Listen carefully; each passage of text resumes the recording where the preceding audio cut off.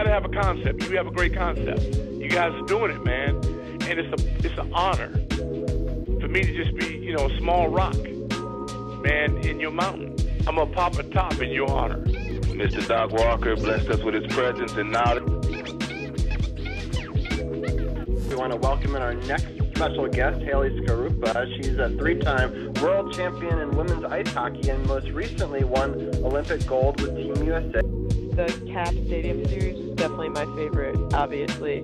I'm a huge Caps fan, I always have been, and to be there at that game with my teammates and for us to bring, you know, our gold medals to there and share it with everyone in this area was really, really special for me, and just the support and it's been tremendous from everyone in this area, and you could feel that there at that game. Welcome to Sports on the Hill podcast. Hashtag DC Sports Without the Politics with Carol and Robbie on True Radio Network. And welcome to episode 390 of Sports on the Hill podcast, or episode 3,900, as I'd like to call it. So I thought that was kind of fun that he hit 900 when we talk about 90. 9's always been a big number in my life. It's my lucky number. So I'm super excited that my favorite hockey player of all time has now eclipsed a number that no one else has ever done. So we got some special guests joining us to talk about it.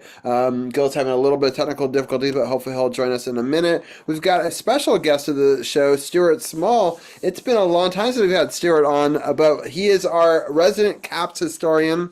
Been a fan of the team since their very first season. Not many people can say that. And has been through it all, the ups and the downs. You know, people like to complain on social media about how bad they're doing this year. I'm sure Stuart laughs at that, thinking about we've already have 7 wins this season, and there are some seasons where we barely got 7 wins. So it could be a lot worse. But I'm super excited to have him back. I'm excited to have Anna Knox back on as well. A great episode of the Power Play Point podcast this week. Lots of fun bleeping noises happening. Some colorful language, which I enjoy. Gil's ability to colorfully add some sound effects around. And so a great commentary on an up and down week for the Capitals. You know, I'm tending to look at the positive, hitting 900 and finally getting that weight off our shoulders, but definitely some negatives with some of the games as we got through it. But I'm going to start with Stuart. How have you been? Pretty good. Thanks. I have to admit, in the interest of full disclosure, I really don't pay that much attention at the beginning of the season. I mean, yes, I watch. Yes, I'm into it. But I don't start breaking down statistics. And plus, when you look at the fact, if I may digress for a little bit, you've got the Washington Spirit heading into the semifinals this Saturday. So a lot of the attention's been on that. But I'm keeping my eye on the boys as well, just seeing how things are going with Ovi's 900th, as well as how some of the younger players are developing a little bit. But I'm keeping an eye out on everything. Yeah, for sure. Anna, how have you been? I've been great. I had a day off today. I just opted to take a mental health day. Why not? Yeah. And off tomorrow, so it's all good. But yeah, I know this week was not. I was kind of, like I said, the black sheep before. I was hoping for 2 out of 3, but 1 out of 3 in the 900 goals. We'll take it and see what happens in the upcoming week. Yeah, it's I wish that we could have had more positive stuff to talk about other than than the 900. But it was. It's always frustrating to lose to the Pittsburgh Penguins too. You know, it becomes a difficult situation. You know, for sure. Extra difficult when they do it on a back-to-back, and extra difficult when Sidney Crosby is on a hot streak, which is always a frustrating thing. Exactly, but it helps build up this rivalry. You know, I talk about this hat a lot on this show. It's one of my favorite hats, and it was in the one time they both got hat tricks in a playoff game. So So it's still one of my favorite games, still one of my favorite rivalries, and I credit a lot of the current NHL and what we have for it because of that rivalry in the early, in the 2000s, and they really sort of revitalized the sport.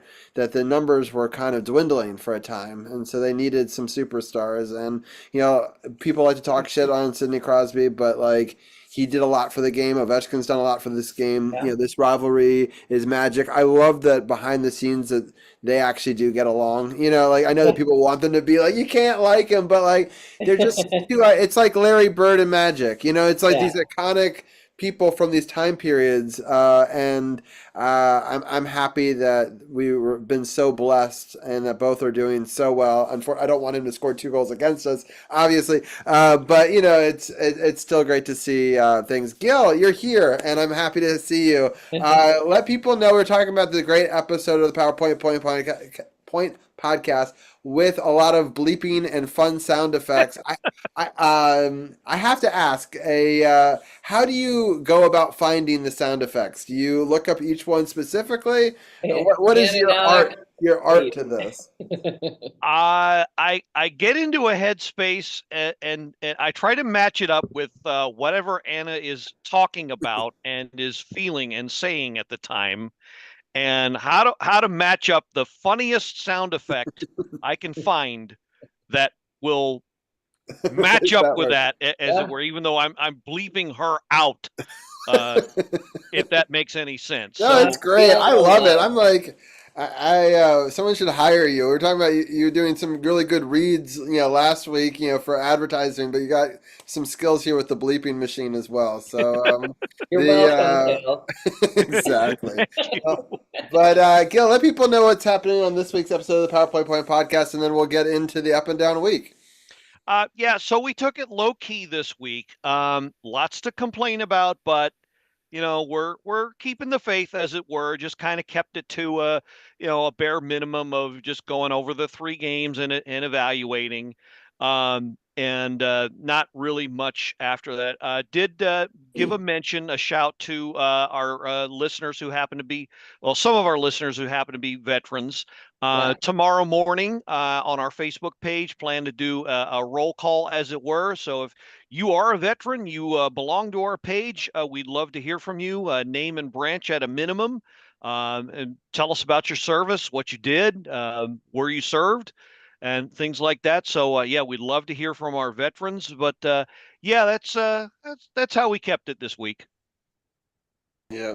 Thank you, Champ, for doing all the commands. He's mad that I did one for him and Seth. I want to thank the fans for watching too, Seth, or Champ and Seth, not just the people that are on. We're doing commands on Facebook and on Twitch for the links to our Facebook pages and things like that. But definitely go check the PowerPoint Point podcast out. Definitely go check out Stuart Small on Facebook. He's a great historian. I always enjoy reading his daily posts about different history, American history, and all different types of history, and it's great stuff over there. And then I always definitely follow Anna as well on Instagram. You can always reach her there and on the Facebook. So we always get some interesting thoughts and opinions, especially with regards to the Washington Capitals. Gil, real quickly, I found one video clip that didn't have a goal associated, but you said there was 2. I just want to make sure that I have this set up correctly. Well, okay. So one is associated with a clip. I see it's a little longer. Is that the Wilson one? Yeah. Well, there's 2 goals. There's 2 goals by Wilson that run a little long. Yeah. Well, actually, just keep looping them. It's hard to explain. There's one extra clip because one of the goals resulted in something. Yes, I put that there. Okay, all right. I think I've got it right. We're going to go with it. And then if I screw it up, then we can figure it out from there. We'll go with it. Right, exactly. All right, let me do my screen share here with the VLC player. And we are going to do our podcast. All right, and I love Anna's got to love this. We're starting with Tom Wilson. We're ending with Tom Wilson. It's pretty much Tom Wilson, unless we're talking about Ovechkin in today's show. So pretty much, yeah. So let's get it started. I'll let Gil take it away from there. Okay, so Caps are on the power play here. It's Strome wins the faceoff back to Carlson and Chikrin with the two-man game. Carlson fires, and Wilson manages to get a stick on it. And as I've been saying all bloody year long, he is a one-man power play cheat code. He's the man who gets it done on the power play. Haven't had much luck beyond him. But yeah, this is your classic power play goal. Great shot from the point. Big man with hands in front of the net gets the stick on it and puts it away. Yeah, and I have to say, Gil, we talked about one thing almost ad nauseum on last week's show, and that was why isn't John Carlson shoot more, right? Exactly. And sure enough, that was the theme of a lot of the good parts of this week. That it was. So maybe someone's listening. And anyway, so at least I like that the spirit gave it to John Carlson, no matter how he seemed to find it. But that was a great shot, and more shots like that will result in more goals. Stuart, what are some of your thoughts on Tom Wilson so far this season? Oh, Stuart? Oh, sorry about that. I thought you said Sarah. Tread lightly, Stuart. I swear I heard Sarah. Maybe it's my hearing. I don't know. I'm going to turn this up a little bit. But anyway, to answer your question, my apologies for that.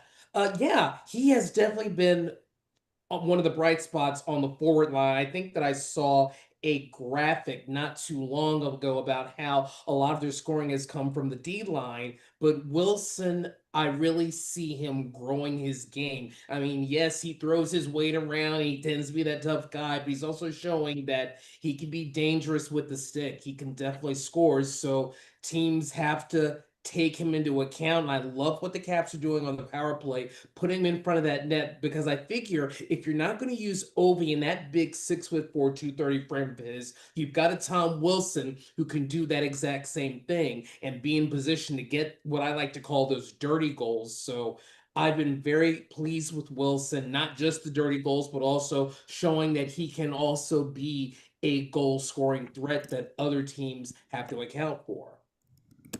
Yeah. And Anna, I know you love Tom Wilson. Obviously, getting the goal early is helpful on the power play. What were some of your thoughts on this one? Oh, I do. I mean, aside from just loving Tom Wilson, and come on now, that's ad nauseum. I feel like his skill is showing. But I will say, a little foreshadowing that I have a little disappointment in my Tommy in the next game, the next two games. So I will say this was the highlight for me. Happy to see it. Happy to see him, going out there and doing what I know he can do. And actually times two in this game. So it was phenomenal. But I did have, and Gail can attest to this, I did have a little Tommy disappointment this week. Yeah, that makes sense. Yeah. Well, let's get to the moment that we've all been waiting for. I think, we talked about it. It obviously was on the mind of him. I know he says that he just goes out and plays hockey, but no one could have such a large number looming without them, fully realizing it. We talked about it last week, how it would be very funny to do this in Pittsburgh, but we then said that we would rather do it in front of the home crowd. I'm happy that his mom was there and his wife and his kids. It's obviously a big moment for him and his family, and Jacob Chikrin has been in the right place at the right time. I decided to go back and do a little bit of sleuthing this week, and he's been on the ice for all the milestone goals. But this is the first one where he actually got to have the apple and get to be in the picture with Ovi. He was actually on the ice for 895.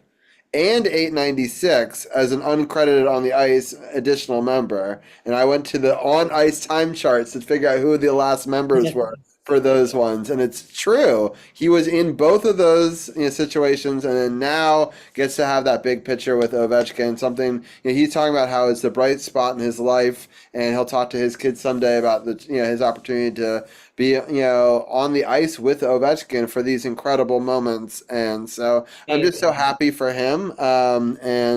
It's not somebody who's talked about a ton, right? With a lot of the other big name people, but I think He should be, and he's solid, and we need someone like that on the Yeah. defensive end. So I'm like loving him, and just think that he has shown himself, and earn that position, earn that spot, earn that, the skill level is amazing, and I think he is quite comfortable as the Capital, and I think the fans are quite comfortable cheering for him, because I think he's fantastic. yeah. Well, Gil, I'll let you do the call for number 900, and then we'll get into it a little bit more. Okay, so basically this is a busted play here. They try to clear the zone. Binnington does. Ovi intercepts, gets it over to Chikrin, and he throws a shot wide. And basically Binnington just didn't have the net covered, allowing Ovi to do a spinning backhand goal, which he's never done before, apparently. That's it. And voila, 900. So if you can, okay, so he scores here. Freeze it here. There's a reason I did the picture at the end the way I did. And it's of course, the illustrious Wes Johnson had the pleasure of calling this goal as the PA announcer. Now, Wes Johnson did a shtick where he did a parody of an artist, a rap artist in the early 90s, went by the name of MC 900 Foot Jesus. So I figured for goal 900, it would kind of be nice if I did something like that. It's a takeoff on his album cover that was a hit at the time, and his hit song was "I Light the Fires While the City Sleeps." So that was the inspiration for this. A little behind the curtain there. There you go. No, it was the spinning back. Only he could find a way to score that he hasn't before, right? Yes. In this situation. And I love the commentary with the Penguins that they got him mic'd up, because they got him mic'd up all the time now, which is great. Yeah. So they caught the pregame warm up between him and the Penguins, and he was talking to Sid, and Sidney was like, "Who had it on the backhand?" No. He's like, "It surprised me too," which I love that. And then I love that Carlson comes over to him and says, "I was on the ice for 500, and that was 10 years ago." So, I just thought that was, that's pretty hilarious that these guys have all been through it, even if it's on the enemy side, with him for all these years. And what kind of a cool moment for them to have some nods to that. And credit to Pittsburgh for giving a standing ovation for Ovechkin. That shows a lot of class and understanding of what an important moment in NHL history it is. Stuart, what are some of your thoughts on Ovi at 900? Well, it's funny you mentioned that, because I was saying earlier in the season, I was looking at him, he seemed a bit slower. And I was thinking to myself, it may take him forever to get that. And then he scores this incredible backhanded goal for his 900th. I mean, yes, he's not the 25-year-old kid anymore who could run up and down the ice and bang people and score goals, but that was a pure goal scorer's goal. You can make the argument, well, it was a busted play. Well, Binnington was out of position. However, the fact that he was able to have the wherewithal to just get it to the net in that awkward position shows you why he has 900, and it shows you goal scorers will find a way to score. And there's still some gas left in that tank, so don't sleep on Alex Ovechkin. Maybe he may not get 50 this year, but he's still a threat out there. He's still got that quick shot, and his presence alone is something that teams always have to account for. So it was just a wonderful moment, and I think more than anything else, this city has a legend all its own, right up there with Walter Johnson, with Darryl Green, with Wes Unseld. We got to see greatness over these last 20 years with Alex Ovechkin being an absolute superstar. And it's something that each and every one of us as Caps fans need to cherish while we still have him. So, long story short, great goal, great career, and there's still some magic left in that stick of his. Right. I love what you just said about him being a decoy. And that's not necessarily what you want to spend millions of dollars on, but what a great decoy. I mean, we talked about it in goals last week where he's just stood in a spot and everyone has to like immediately go towards him, leaving open ice for other players. And because you have to, at least you can't leave him open. So you've got to cover him, maybe even double team him, right? Because of his shot. And as you were saying, getting the puck on net with the crazy curvature that's on his stick, for his ability on the backhand and spinning, and for it to get even close to the net, everyone's like, well, if you have enough shots, enough of them are going to go in. I've been having arguments with people online, which I shouldn't do, but I'm like, I don't think it's a strictly number of shots thing, or they would give other players more shot attempts, right? The fact that he makes the shots, which are not easy to do with little space, but second of all, like, just because he has more shots than everyone else doesn't mean that everyone else would have that same scoring prowess, So like, I feel like that's and one thing that I was mentioning, people are like, well, he doesn't have as many as, everyone tries to downplay it, right? The goalpost always moves, right? Especially when big numbers happen. But they were like, well, why doesn't he have more assists, with, how much he's played and how many games he's played? I was like, well, first of all, he's a left winger. And I tried to school them on this. Who has more goals than him as a left winger? The answer is nobody. Who has more assists than him as a left winger? There happens to be one person in, I think, NHL history has more assists than him from the left wing position. And who has the most points from the left wing position? He does, right? So, like, you can't compare a center and their point totals to a left wing player. It's a different position. Like, that's just not fair to Ovechkin to be. You have to compare him to other players that played that position. And plus, Robbie, keep in mind, going back to that 900th goal, that 900th goal took place because he was on the forecheck and he was able to get in the way of a clearing attempt by the goaltender, thus keeping the play in the zone, allowing him to create some space for Mr. Chikrin to get in and do his magic. So it isn't just a matter of, there was a loose puck, let me just fire it to the net. He started that entire process. So forget Darren Pang. He is not a one-trick pony. He has some hockey sense, and he used his experience, his veteran savvy to create that opportunity. Right, that's what he's going to have to do going forward. It's not going to be the breakaway goals. It's not going to be the smash mouth hockey that he had early in his career. I wish that we could all turn back time and see that more. But, this is going to have to be the way he does it, through some gritty performances and maybe cutting down his minutes a little bit. I was listening to Gil, talk about, some of the young guys need to get more minutes. Maybe he needs to ratchet them down. And that way, if he plays 16, 17 minutes, maybe it's higher quality minutes than a 20 to 24 minutes where you're getting a little bit less out of him. I'm sure he doesn't want that, right? But at some point as a coach, you're going to have to make that decision and decide what's, in the best, for the hockey team and for the development of some of this young talent for who's going to be replacing him down the line. It's good for now and good for the future. And hopefully we'll see a little bit more of that. Anna, what are some of your thoughts on Ovi at 900? Yeah, I think you guys nailed it.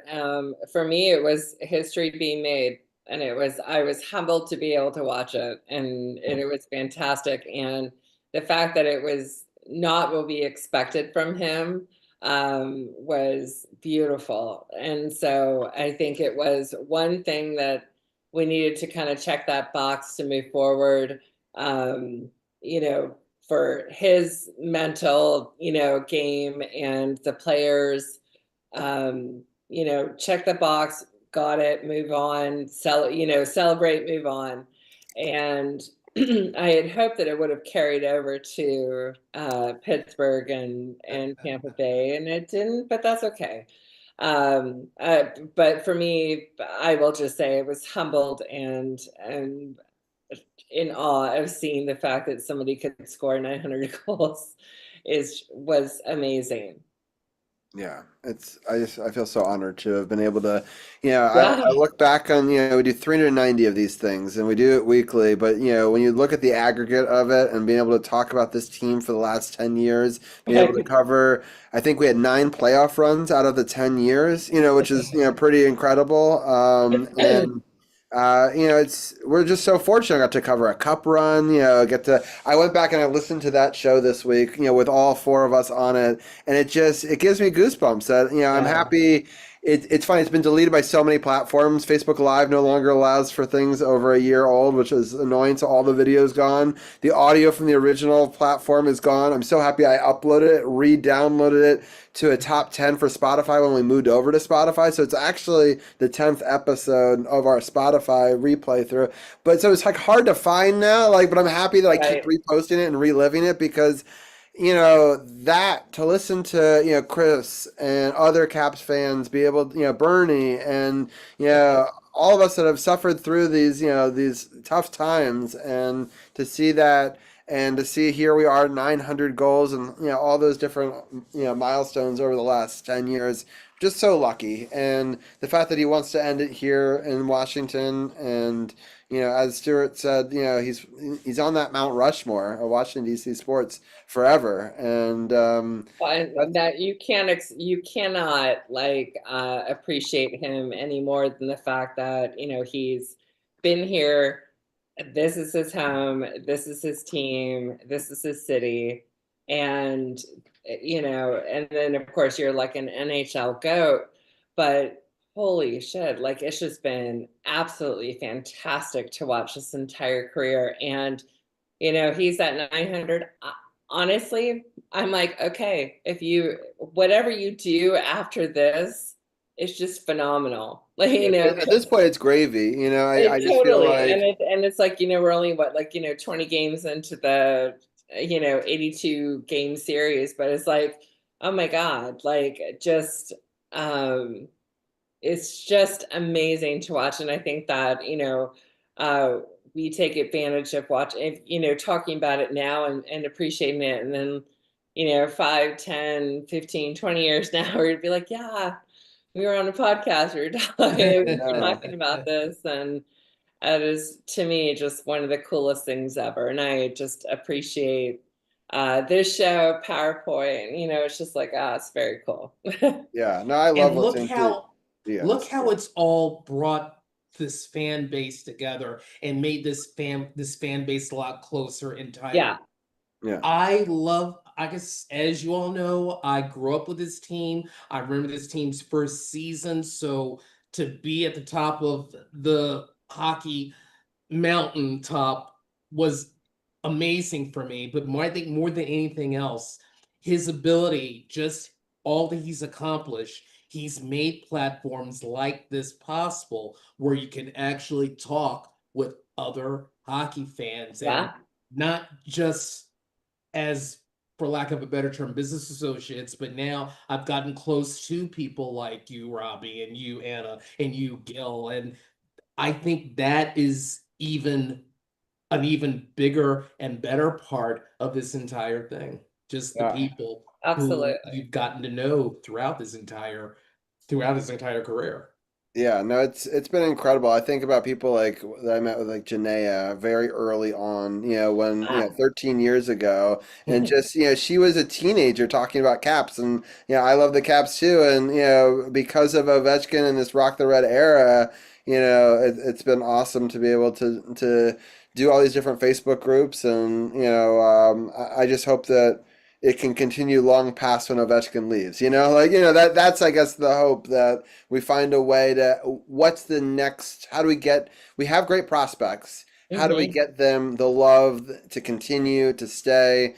I love Ted, he supports obviously the Capitals more than the Wizards, which is frustrating at times. But he's made some questionable business decisions. The fact that it's really hard for me to watch, the Wizards right now. Well, I think it's actually on Peacock tonight, but it's difficult, with these streaming platforms to even get Monumental anymore. And I just hope that he figures some of that out, because he's got such great support, from the Capitals fan base through all that he's done. I would hate for it to get washed away with, greedy business practices, especially going forward. I think this is a pivotal time in our franchise going forward. This is, unfortunately, one story is going to have to come to an end soon, and the next one's going to have to begin. No one wants that, but it's just the reality of, where we're at. And so, like, what does that next chapter look like, and how does it incorporate the fans and make it fan first and continue to ride this momentum and hopefully get even more championships down the road, right? So, that's going to be an interesting next year or two for him to have to figure it out. And I have faith in him, though. I mean, honestly, DC is not a city of like constant, championships. I mean, considering, like, when I think of, when the Caps won in 2018, and then all of a sudden, then the Nats won in 2019, and the Mystics. The Mystics. Yeah, the Mystics. The Yeah, of Mystics. course. Please don't forget the Mystics. The ups and downs of, like the Commanders and the Wizards, whatever. I feel like he does truly have the heart of the city, in his mind, and I hope that that's what it is moving forward. And of course, but it's like with every other sport, you're going to have the aging quarterback, the aging goalie, the aging whatever. It just so happens that Alex Ovechkin is and heart for everybody in DC. But I think that Ted just knows, going forward, like I just feel like he'll make smart moves, and he knows what he's doing, and fingers crossed. I mean, like, there's no replacement, but you can always just hope that there's going to be players that are just going to step up and thrive to be as great as, Ovechkin and Backstrom and, whomever else. Well, right. Keep in mind, though, it's not like it's just Alex Ovechkin and a number of other guys. Right. You have a great goalie tandem right now. Yep. You've got some up-and-comers like Ryan Leonard, like I started to say Connor McDaniel. Goodness gracious. Connor McMichael. You've got pieces. You have it. When they get more and more playing time, absolutely, will be ready to step in. LaPierre, sort of. You've got some veteran moxie in there with Dowd and Duhaime on that bottom line. So there are pieces there that I think will be ready to step in. Obviously, you don't have your quote-unquote superstar just yet, but if these guys play together and grow together and start to learn how to win together, I think that they can still make up a very exciting Washington Capitals team that a lot of fans will be proud of and will look forward to cheering for. Well, 100%. I mean, just because Alex Ovechkin is, say this is his last season, doesn't mean the Capitals go away. It's just going to give that opportunity for everybody that Stuart just said to step up, to do their thing, and the rookies to come forward and get that experience and show their skill and become fan favorites and everything moving forward. So I think at this point it's just everyone just absolutely loves number 8, and as they should, because he has been an incredible captain, an incredible force on this team, that we just all are humbled to watch and appreciate. And moving forward, I just think it's like, okay, so all of you, next step, let's see it. Yes. One thing I want to talk about, Stuart, I was listening back to that episode again, and one of the fun things that I really enjoyed hearing was you were saying the platform that the Mystics had to showcase in front of the Capitals fans for that watch party. And you said, I hope that watching some of that greatness rubs off on them and maybe they'll be a champion someday. And 1 year later, They were champions. So you just never know what you're going to say on a show like this, right? Like, it's probably in some ways in your mind a throwaway line, but going back and listening to that now, it's like, oh my God, he predicted it right here. I spoke it into existence. Exactly. So I love that. And it's funny because we mentioned something similar about the Nationals in a different part of that episode, and that came through too. So, it's contagious. Obviously, winning cultures and winning owners, and I think that it is possible to have that culture have a shift. And I just want, before we move on to the next goal, I just want to say something. It is a great time to be a DC sports fan. It really is. Yes. It's not just the four major sports anymore. And it's not just men's sports anymore. The Mystics are growing into, back into their glory days. It's going to be a slow process, but they became something of a playoff contender again this year. The Washington Spirit made it all the way to the final last season, and they're threatening to do so again. An exciting PK win this weekend. It is a wonderful time to be a DC sports fan. It really is. But you got to look. You kind of got to look beyond the four sports as well. And you know what? There's even hope for the Wizards too. Alex Sarr is a talent, a great talent. And as long as they, I think, build around him and Koulibaly, I think those are the two guys that, if they make the effort to build around them, keep them, nurture them, then they'll turn into something great as well.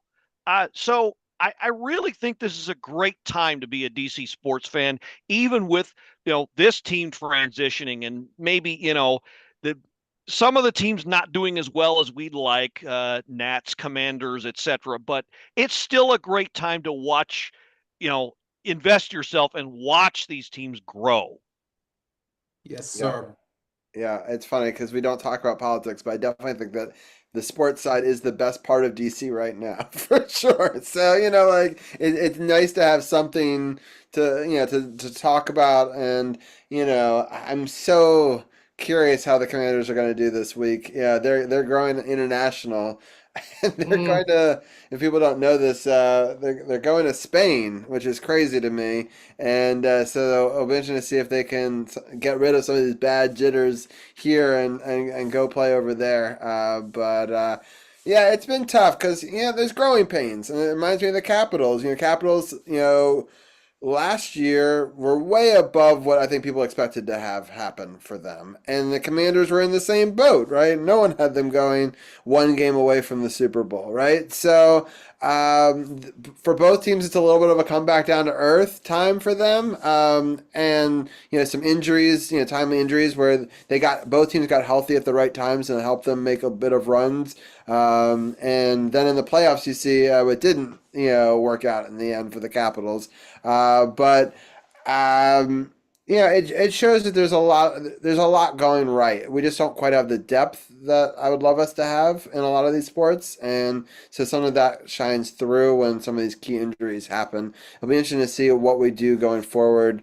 There's an injury, Gil, with PLD, and he's gonna be out a little bit longer than we had hoped for, and so it's going to be a challenge. Yeah, so we're going to have to rely on McMichael and other people to really step up and fill some of that void and stuff like that. I know that Stuart's small. I've loved chatting with you. I did promise you I'd get you off by 9:45, so I'm going to let you actually go, and then Gil and Anna and I will quickly go through some of these rest of these goals afterwards. But Stuart, it's been so great to chat with you again, talk about history with you, and you're always welcome to come back any week and talk hockey with us or any sports. If the Wizards suddenly catch fire, I'd love to talk about them with you.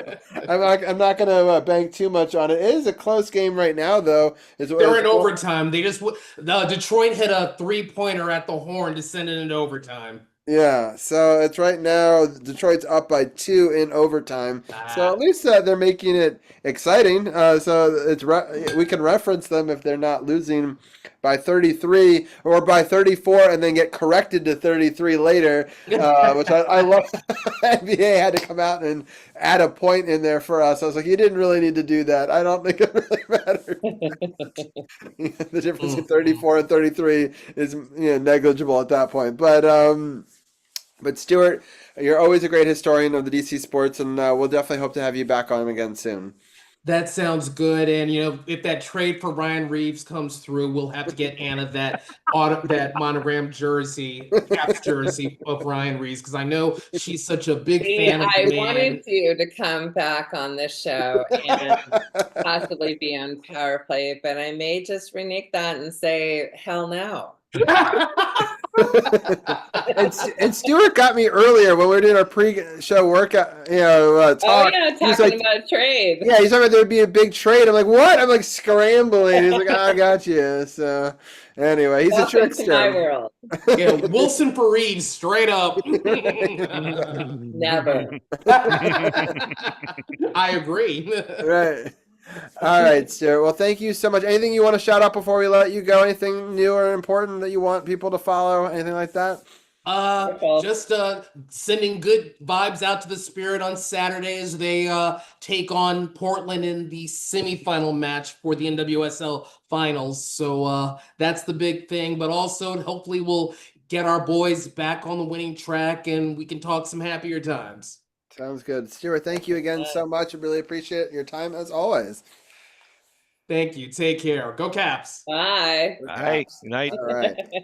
All right. Sounds good. Well, I enjoyed that conversation as always. Let's get into the next game here. We got a Beauvillier goal, and Gil, I'll let you take it away from there.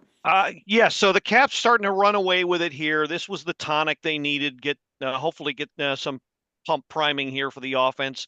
Beauvillier basically makes this play, does what he does, but Ovechkin again starts it. So displaying some playmaking ability there.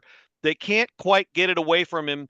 Beauvillier basically recovers, picks up the puck on the forecheck, and then circles around the cooker, as Joe Beninati likes to say, and then gets in front for the great shot and the goal.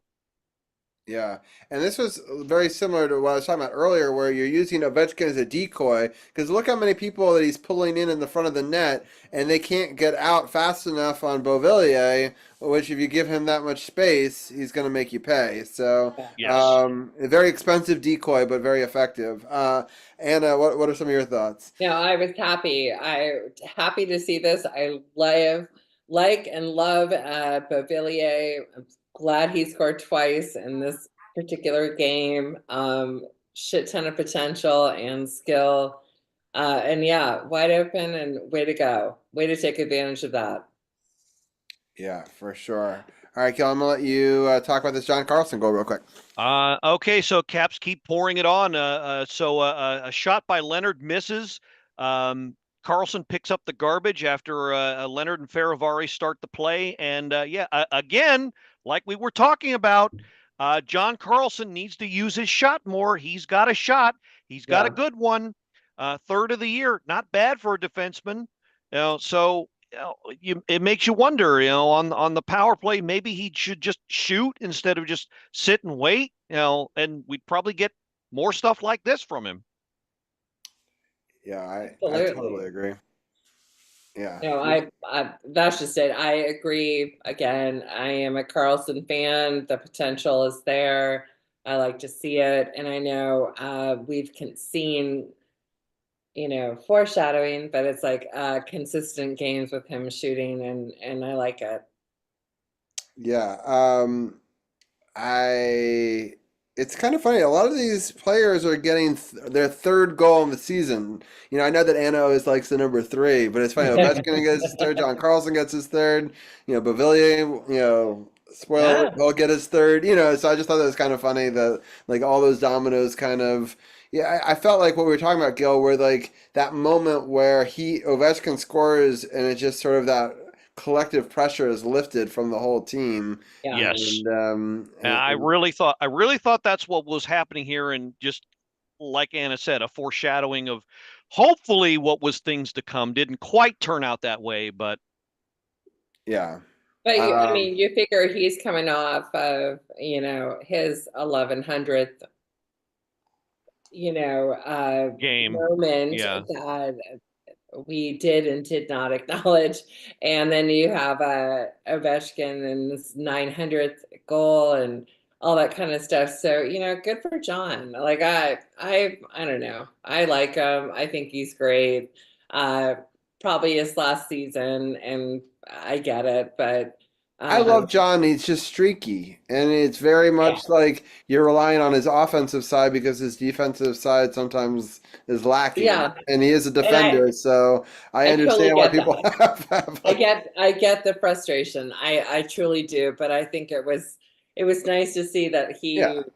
He's one of my favorite Capitals, and that's why I think it's so frustrating that that I want to say that he's the best ever, and and he is in a lot of statistics. Yeah. He'll go down as a Capital great, and whether people want to admit it or not, right? It's just the fact is he leads the team in most defensive statistics all time. And and that's not going to go away anytime soon. I feel like when he does great, the fans are like, "Yay, we've always been a fan." And when he does something terrible, there's like so many more people that come out to be like, "I told you, he needs to retire. He's the worst." Yeah, And, there is definitely a group of Caps fans that really don't like him, and they definitely come out. So many, and I'm not on that, and I Yeah. won't be, but that's okay. I mean, I've been happy with how he's been so far, especially if this could be his last season. Ease up, people.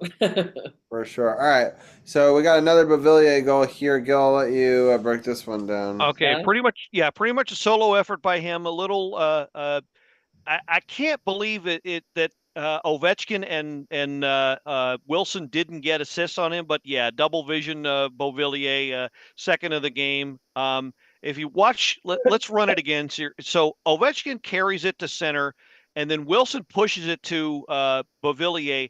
I don't know why they didn't get I remember credit. why. I remember why they don't get credit. So it was a hand pass that was neglected because it was touched by the other team, which then stops the scoring. I see. line. Okay, that's right. You're right. And because it was You're right. it would have been a high stick, and the guy shouldn't have touched it. Gotcha. And he did, and Beauvillier was like, "Thank you very much." It's basically like a new play at that point. If I had a little more time to research it, I would have seen that. But I was kind of pressed for time making these. So but now that I think about it, yes, you're absolutely right. That is what happened. So. Yeah. So anyway, it was a bad play by a rookie defensive player that just should know not to touch it because it would just be a dead play. But it's the problem is the puck's right next to you. It's hard not to touch it, right? It's just a gut reaction, and but obviously worked out well in our advantage for this one. And then Tom Wilson. Okay, so this one, you're okay. Pause it, and I will warn you right now. You're not going to want to put this on loop. It's a little long, and this is one of the ones that has audio with it. But this is my Tom Wilson love letter for the week. So Anna, please pay very close attention. Okay, so McMichael to TVR. Do I put my audio on or not for this? On, for the definitely on for this one. Okay, I'm scared. It comes later in the video. It comes later in the video, but you're going to want to listen to it. All right. Okay, I'll hold it here. All right, so to describe the goal, it's the visualizer for some reason decided to show the line change. Around the cooker we go. McMichael recovers on the half board, back to TVR, then over to Sandin. Wilson goes to the bumper, takes a couple cracks at it, puts it in.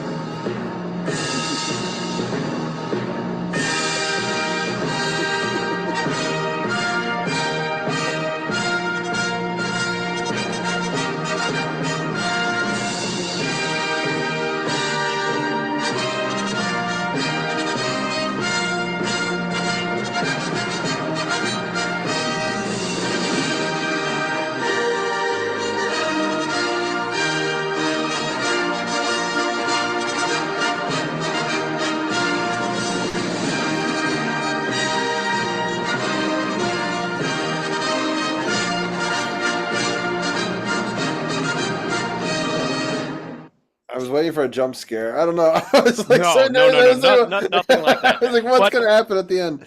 Canada Brass, were you watching? Were you listening? Yes. Well, they actually were. There was people there. The scouts for Team Canada was actually at this game, and so checking out both Tom Wilson and our goalie.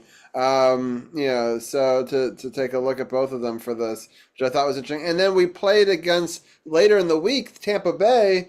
And their coach is the coach for Team Canada, Yes. right? So they've had a couple of opportunities to showcase some of their skills in front of people that might make a decision. They did announce half the team, not half the team, but a bunch of members of the team this week. Tom Wilson has not been named yet, but they are leaving a lot of the names to be named in January. I have this sinking suspicion, Gil, that they're somehow going to still leave him off. They shouldn't. But I honestly don't know if I want him to get injured in international play. He goes so hard. I am kind of two minds about it. I don't want to see. I kind of don't want to see him go. But we also have to root against him, right? Yeah. Then again, it's an honor that has long eluded him, and I think mainly for political reasons, and it would show that Team Canada knows what they're doing finally if they put him on the team, if they acknowledge the skill set that he's got. And it is a long, grueling 2-week tournament, and you need guys like him that can take the punishment that comes game after game. It's a little bit different, the international game, but you still need guys like him that can come up with the great effort from game to game. And I really think for whatever reason, the idiocy of the Canada brass is keeps on showing itself. They mismanaged the junior team. That's why they didn't win anything. I just for once make the right call and put the guys in that want to win this thing. Yeah. Yeah. I want to see him go. He's talked about it. It would be amazing, just a personal goal for him, and why not? He deserves it 100%. Like, I support him, and whether, like you said, whether or not we have to root against him, that's fine temporarily. But no, he deserves it. And I want to see him go. Like, he's talked about this a lot. And it's also something very passionate for him. So I support it. Come on now. Yeah. I wish there was a little bit more of a carryover, but again, this is such a tough scheduling, to have to go into Pittsburgh the next night. And they didn't play a great first period. I was listening to the coach talk about the first period after the game, and you have to play a pretty perfect first and a back-to-back on the road to try to give yourself a situation where you're not chasing the game. And he felt like there was just too much chasing the game, and I'm impressed they were able to get back into it. But at that point, you've now utilized so much energy just to get back into it that it's hard to hold on and win those games, right? You're just kind of still behind the 8 ball a little bit. Pittsburgh goes up 3-0, 2 goals by Sidney Crosby, thanks to a power play that it's one of the best in the league. But then we come roaring back here, and Dylan Strome gets his 4th with an Ovechkin assist. And I'll let Gil talk about this one. Well, as we're letting this loop a couple times, Robbie, I'll put the question to you that I put the question to Anna. Do you recall what I said 1 week ago as we were gathered here talking about this very game as a preview?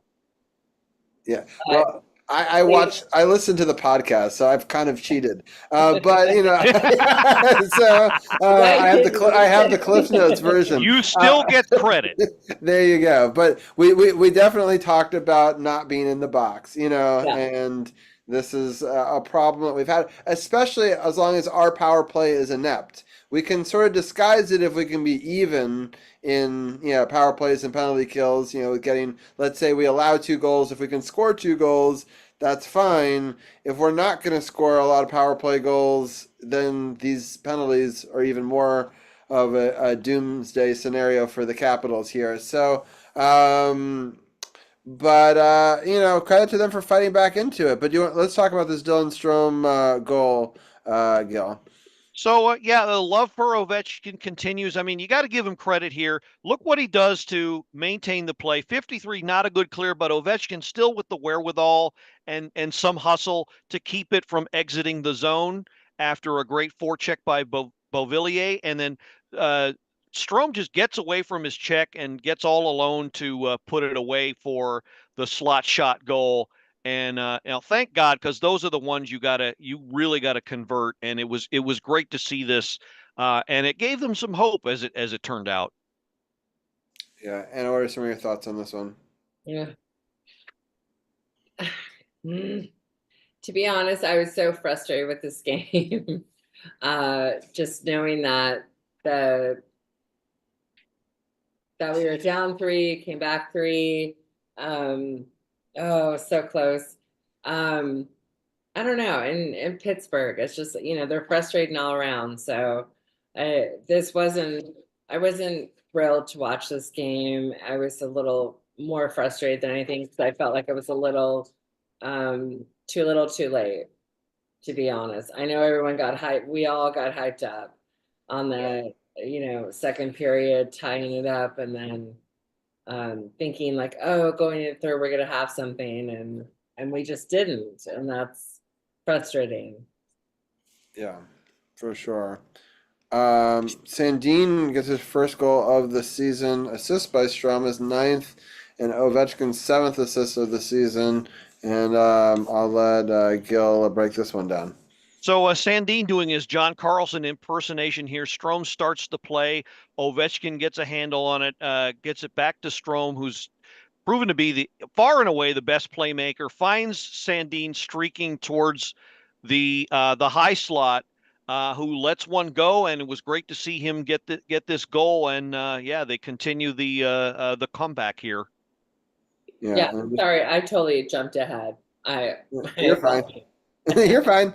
I mean, we're sort of short on time anyway, so it's fine. We're going to go right actually to the Tom Wilson goal that ties it up, and Gil, I'll let you break it down, and then I'll get Anna's thoughts on this one. Tom Wilson, he is a man of God. How can I tell? Because he was on his knees. And when you go on your knees and you pray to God and you go in front of the net, anything can happen. There he is. He's on his knees. He's praising the hockey gods. Hallelujah. Hallelujah. He ties the game. At 1955, which... Oh, right. Yeah, so there's nothing else to this is the bonus video. Oh, here we go.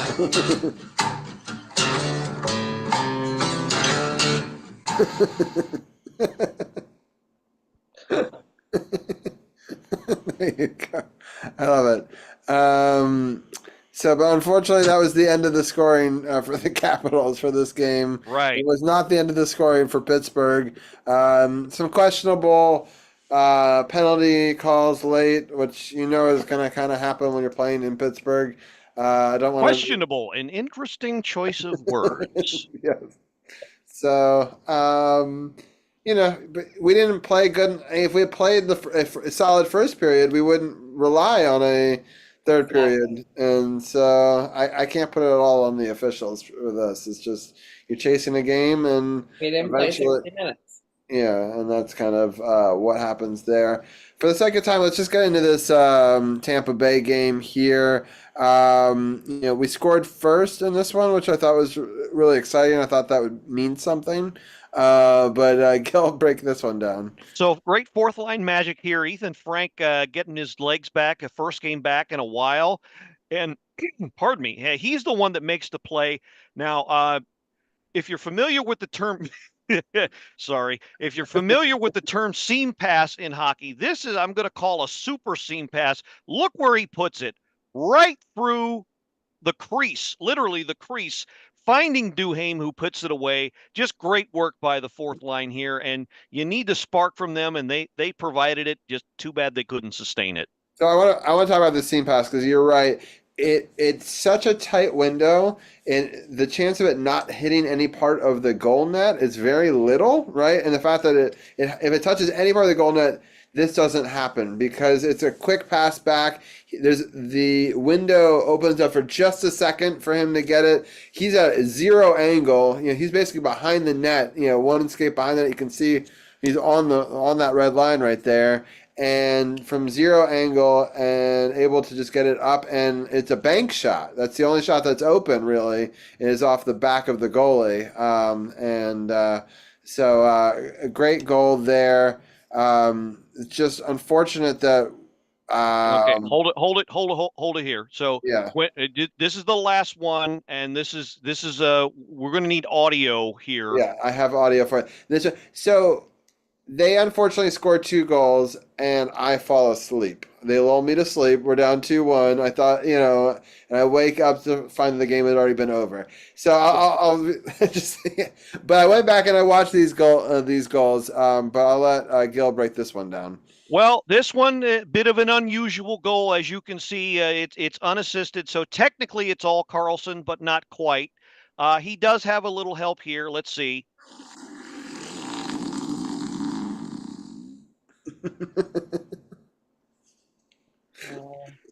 And that's what we call a butt goal. As I described on our podcast, Vasilevsky turned into Vasilevsky, and but I don't understand why is it considered an own goal when it's the goalie that lets it in? Well, because it wasn't quite the goalie that let it in. 2 of his guys went behind him and accidentally pushed it over the line. It went through him enough to go towards the line. It hadn't quite crossed, and then one of his defensemen actually was the one who pushed it over, and that's why they called it an own goal, which robbed some great work by Protas and Sandin here to get him the puck in the first place. But yeah, it's just just not a very good, not digested. We're trying to digest it here, and it's not. Rob, you still want to know where those amazing sound effects come from? Of course. Hey, I mean, you got to put a smile on our face. We're laughing, and after 2 losses in a row, so Gil succeeded. So they did tie it, but unfortunately Tampa Bay scores in the third period to give them the exact same result that I fell asleep to with the 1-goal loss. Anna, what are some of your takeaways from this unfortunate 2 games? And obviously now we're going into 2 more really important games on the road and playing Carolina and Florida. It's going to be a rough week, and then we got to play New Jersey at home. It's 3 tough teams, and things haven't been really going our way. One thing I just want to get your thoughts on before we sort of wrap up. Some people were complaining that they went to a football game yesterday. I think that it's fine that they went to the Tampa football game yesterday. Having bonding on the road, trying to get themselves off the ice and trying to do something fun and get their minds off of it, I think is great. I think the idea that they need to, after every loss, get right back on the ice and figure it out is because it wasn't like we were getting blown out in these games where, these are close games, calls going a couple different ways could change a couple different things here. But the idea that they can't go have some fun on a weekend after a game, I was like, get out of here with that. I agree with you. Yeah. I mean, come on. They're adults. They deserve, to have some fun. And what would be the alternative? Like, being on the ice for 6 hours, doing drills, doing this, and having probably a ton of resentment towards their coaches and being quite cranky. Let them have fun. I mean, they're human. My God. It's like people just need to, they're not robots. Let it. So what? So they were having a good time at a game. Okay. Well, it's funny because Carol always said that like both teams are paid to win. Like people always, we're fans of the DC team. We always expect them to want to win every game. The other team's paid too. They have a fan base also. Like you're not going to win them all. Like it's Right.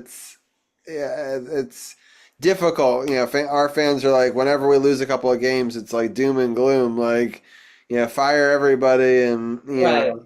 But I do wonder, in our Capitals, Facebook message, group message, on Facebook Messenger, there's talk about what is the goals for this season. And Gil, I know that you talked about, you know, obviously it would be if we don't make the playoffs this year, would Ovechkin want to come back and right that wrong? What do we do with the future of the team?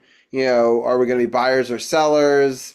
We have a tough stretch coming up here. What are some of your messaging that you would want to give to the team, and how do we sort of in the short term fix this, and then also the long term? What are our goals for this season?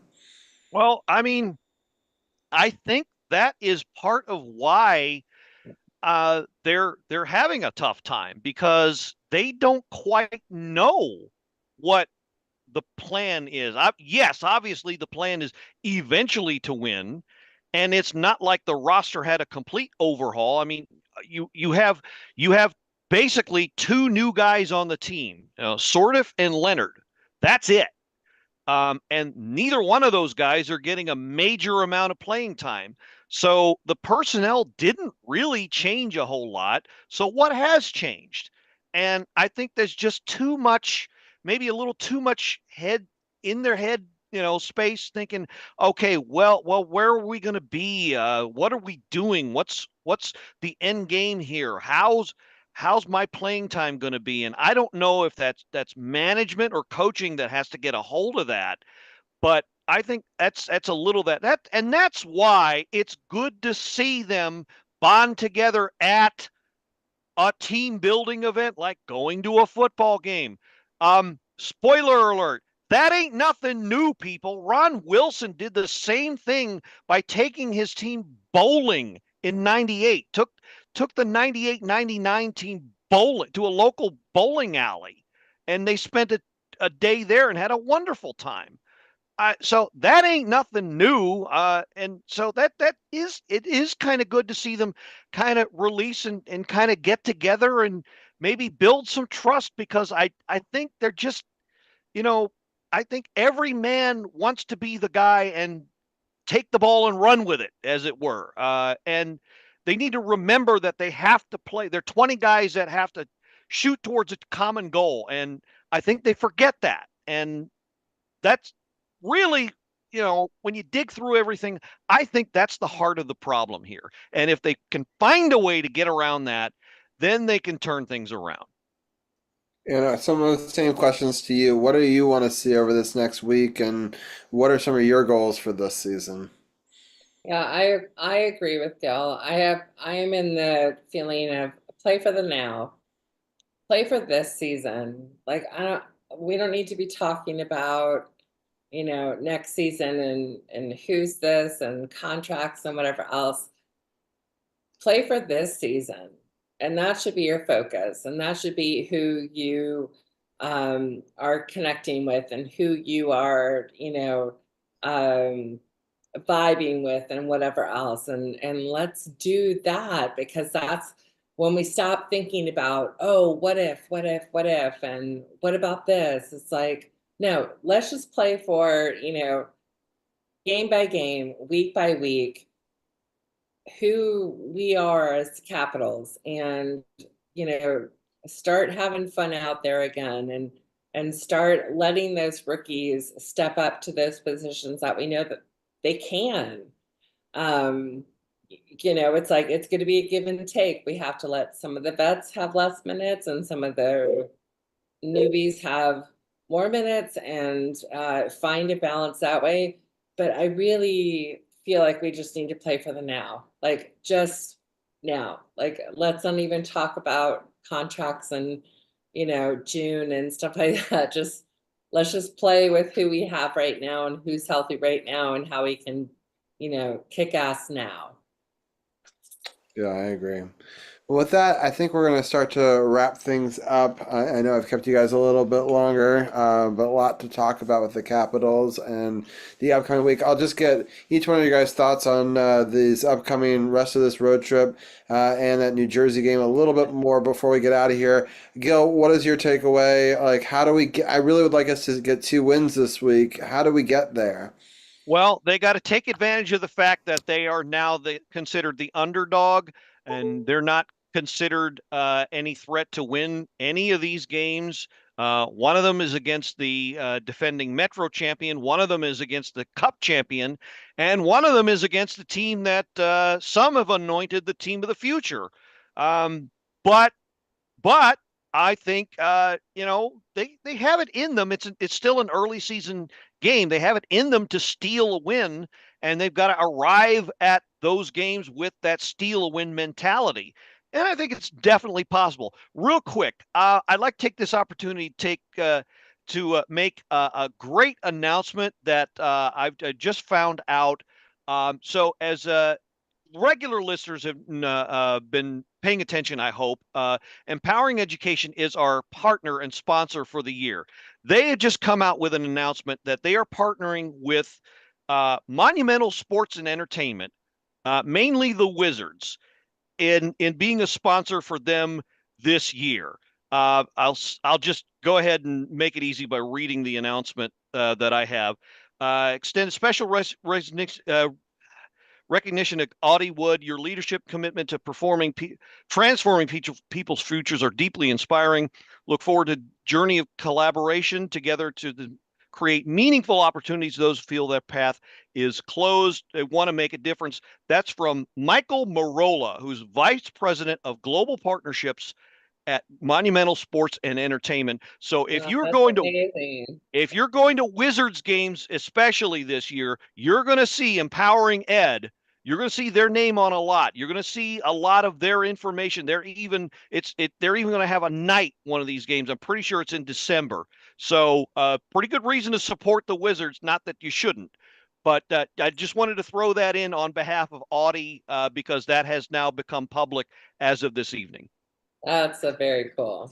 That is really cool. I will do a Wizards scoring announcement. They had taken the lead in overtime late, but unfortunately fall to the Detroit Pistons 137-135. So a very close game in overtime. They lose by 2. They had an opportunity at the very end there, but unable to capitalize on 2 missed free throws by Detroit. They had one final shot because of that, and unfortunately it was not good for us. But a close matchup in Detroit, so credit to them for battling through and getting to overtime. But unfortunately, another loss in the column for them. I think that they're trying to stockpile picks though, so I don't. We're not doing anything major this year. So, but obviously, like I said, as long as they hold on to the talent they've got, because they're starting to build something good there. I agree. Yeah, they've got some great young talent. So, all right, Anna, any final thoughts on this upcoming week? No, I think it's going to be tough.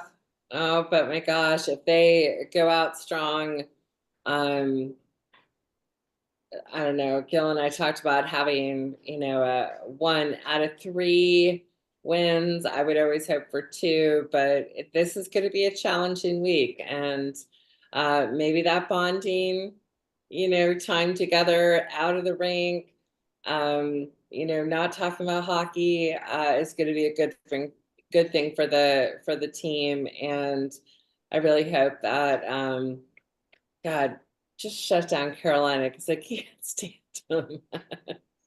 Yeah, that'd be amazing if they could just go on a crazy run here, especially Carolina. And I mean, this could be an important week. Talk about games that really make a difference. If you could beat a Carolina and a New Jersey in regulation, it goes a long way, because those are, against a division foe. Even Florida is in the Eastern Conference, and able to beat a champion would give us a lot of momentum going back into that New Jersey game, at home. Right. So, I think you just got to build momentum. You just got to take it one game at a time. Got to beat Carolina first. Hopefully, have that pole vault some momentum into Florida, beat Florida, and then anything's possible in that New Jersey game.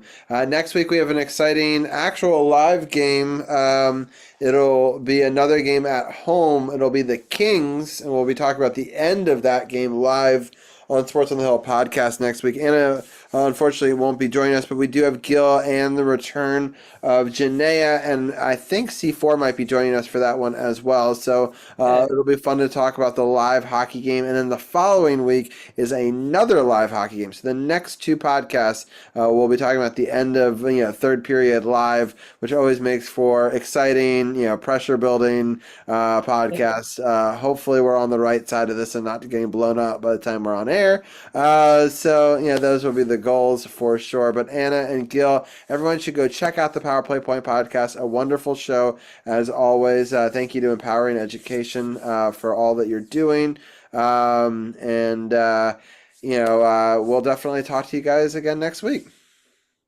Sounds great. Have a great rest of the show. And yeah, Gil, I'll talk to you on Sunday. Yep, definitely. Thanks so much for having us, Robbie. All right, thank you guys. Thank Both, you. yeah, definitely check out. It's almost always posted on Monday. You can always check it out on the podcast partners button on Sports on the Hill podcast, SportsOTHP.com, and get all the links over there. It's been great, and we're gonna bring in Champ there. I'm gonna switch some graphics around. And how are you doing, Champ? I could be better, but I'm here. So There you go.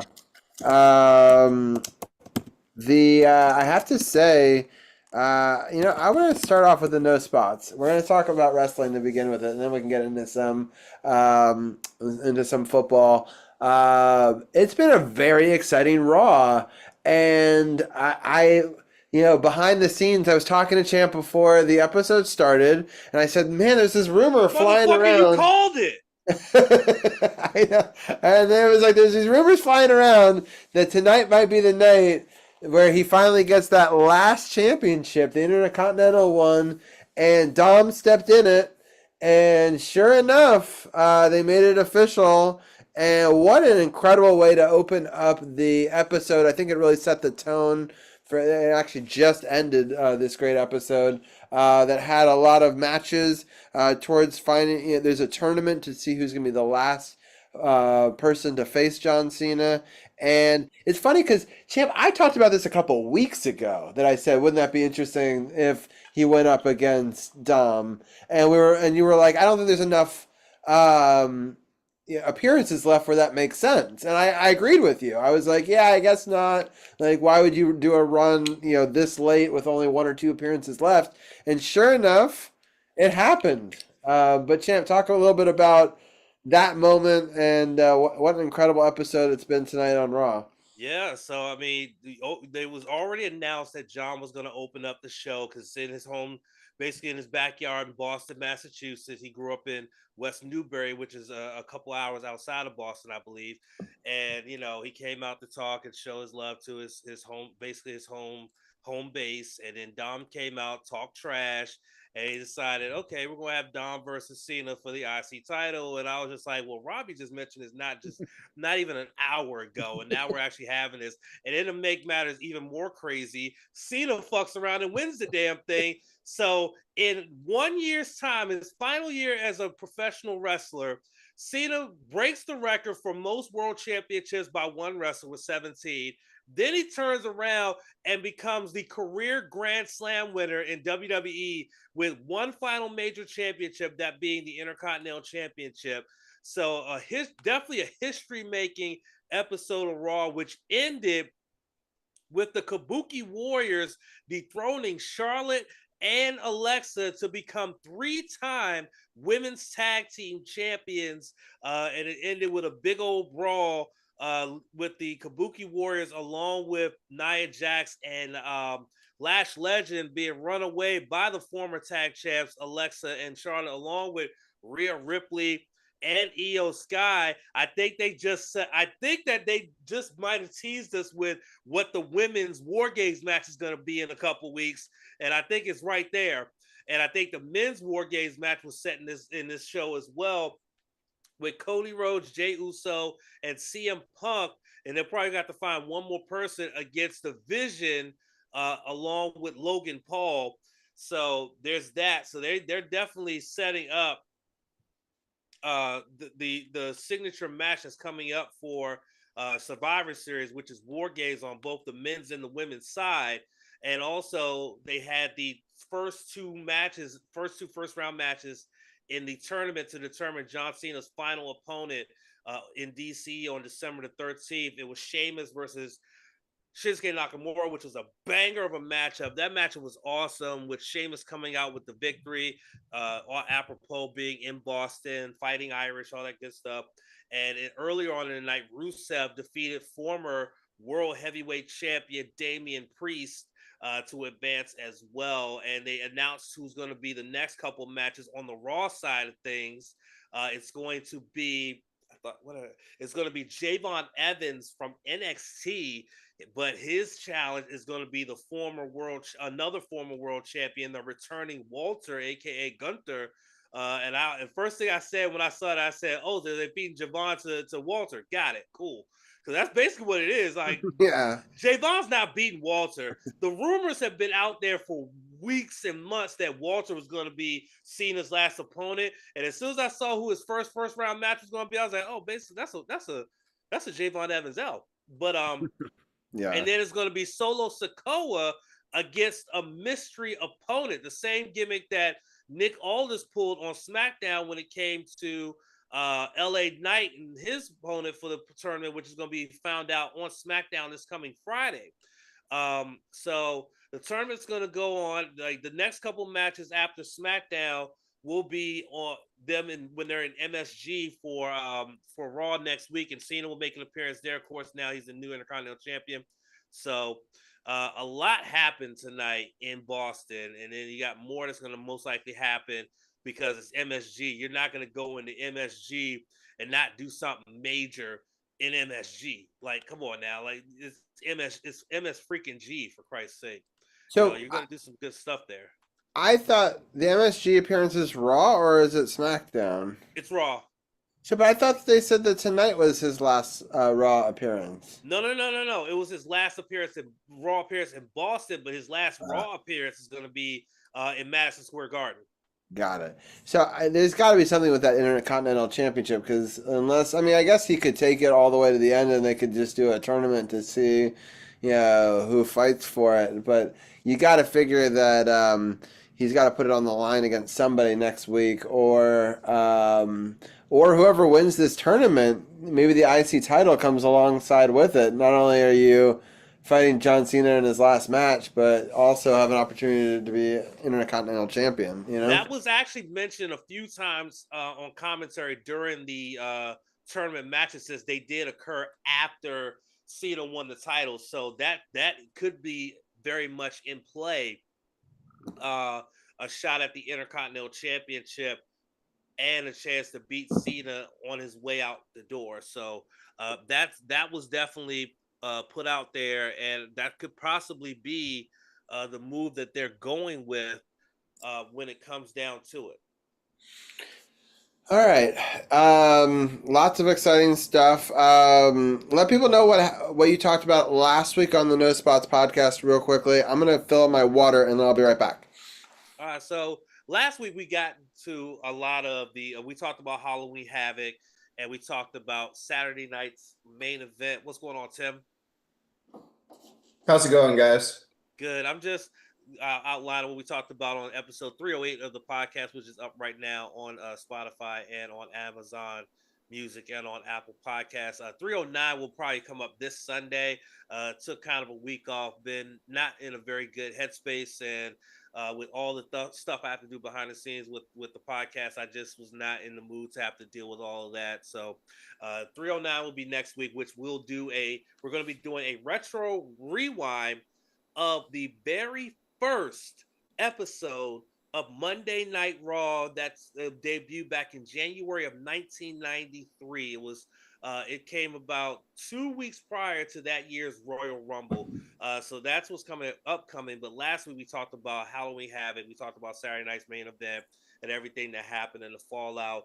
AEW's got a big show coming up this week, which is AEW Blood and Guts. They're going to have, for the first time, they're going to have a women's Blood and Guts match with teams led by one team's led by the AEW Women's World Champion Chris Statlander. The other team is led by 12 belts Mercedes Monday, who's challenging Chris Statlander for her championship at Full Gear in a few weeks' time. So that's what's going on right nowadays and stuff like that. Plus, New Japan is getting ready to kick off yet another tournament. Doki and Sho won the best Super Junior Tag League. And so we're going to find out who they're going to face for the tag titles somewhere down the line, most likely at Wrestle Kingdom. But the heavyweights will be on display, though there will be 3 juniors teaming with heavyweights in this upcoming tournament coming up starting on November the 20th. It's going to be 12. It's going to be 12 teams. And no, that's 12 teams. I'm sorry. It's going to be 16 teams. And it's 8 teams per block, meaning every team is going to have 7 matches in this upcoming tournament. And it's going to be a lot of mixed teams, a lot of different looking teams. The A block is headlined by the only team that have gone back to back with this tournament, Bishamon. The B block is headlined by the current IWGP Tag Champions, the Knockout Brothers. And so we'll be covering that tournament from beginning to end, beginning next Tuesday.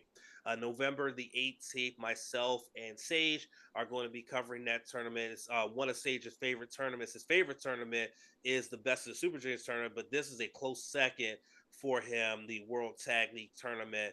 And I'm really looking forward to his thoughts on the field and the teams that are in this year's tournament. But there's a lot going on with wrestling. With that going on, of course, Full Gear for AEW's their next pay-per-view. Some Survivor Series War Games is next for WWE, and it's really a cool time to be a wrestling fan. Not so much a Commanders fan, but definitely a great time to be a wrestling fan. Yeah, we'll use that as our way to sort of talk a little bit of football. That's why I mentioned it. It's a great segue. It is a great segue. A+ there. We'll talk. Eagles are only up 3-0 over Green Bay with 12 minutes left in the fourth quarter. This is a low-scoring game for sure. Saquon! Jesus Christ! He put that man in a spin cycle. Oh, okay. I think you might be ahead of me. How much time do you have left on yours? 11:10. Okay. Oh yeah, you're definitely way ahead of me. Okay. I'll adjust it. Don't worry. Just let me know what your time is, and I'll adjust. Don't worry about it. Oh wait, I just realized. Hold on. We are. Hold on. Why is this not? Oh, now it's live. I think it may have been delayed before. Let me just see. Okay, I've now seen that run, and then we're about to. Get the fuck out of here! I'm at 10:42 now. What are you at? I'm at 10:35. Wait till you see what just happened. Oh no! Devonta Smith just mossed him. Mossed him. You hear me? Mossed him. All right, well, that's a bummer. I should stop paying attention. They were doing better when I wasn't paying attention. All right, so, yeah, it's not going well. Looks like they're going to take a 2-score lead here in the fourth quarter, which seems like a lot. Green Bay's been struggling lately. Green Bay's offense has been struggling, not just in this game, same thing in the Carolina game as well. This offense has been really struggling. Jordan Love has been really struggling. Their defense has been keeping them in a lot of games, but it seems like that it's only a matter of time before your defense starts to wear out. And right here, I think this is that evidence that defense has been worn out, because Saquon went for a big gain on a screen pass, and then Devonta Smith just literally mossed that DB to get that touchdown to take a 10-point lead. So yeah, I think this offense, they need to figure it out damn quick if they're gonna avoid losing again. Yeah, they got to score a touchdown on this upcoming drive. Let's talk quickly about the Commanders. I kind of knew this wasn't going to be a good game. You knew the Lions wanted revenge for last year, but Champ, talk a little bit about this game.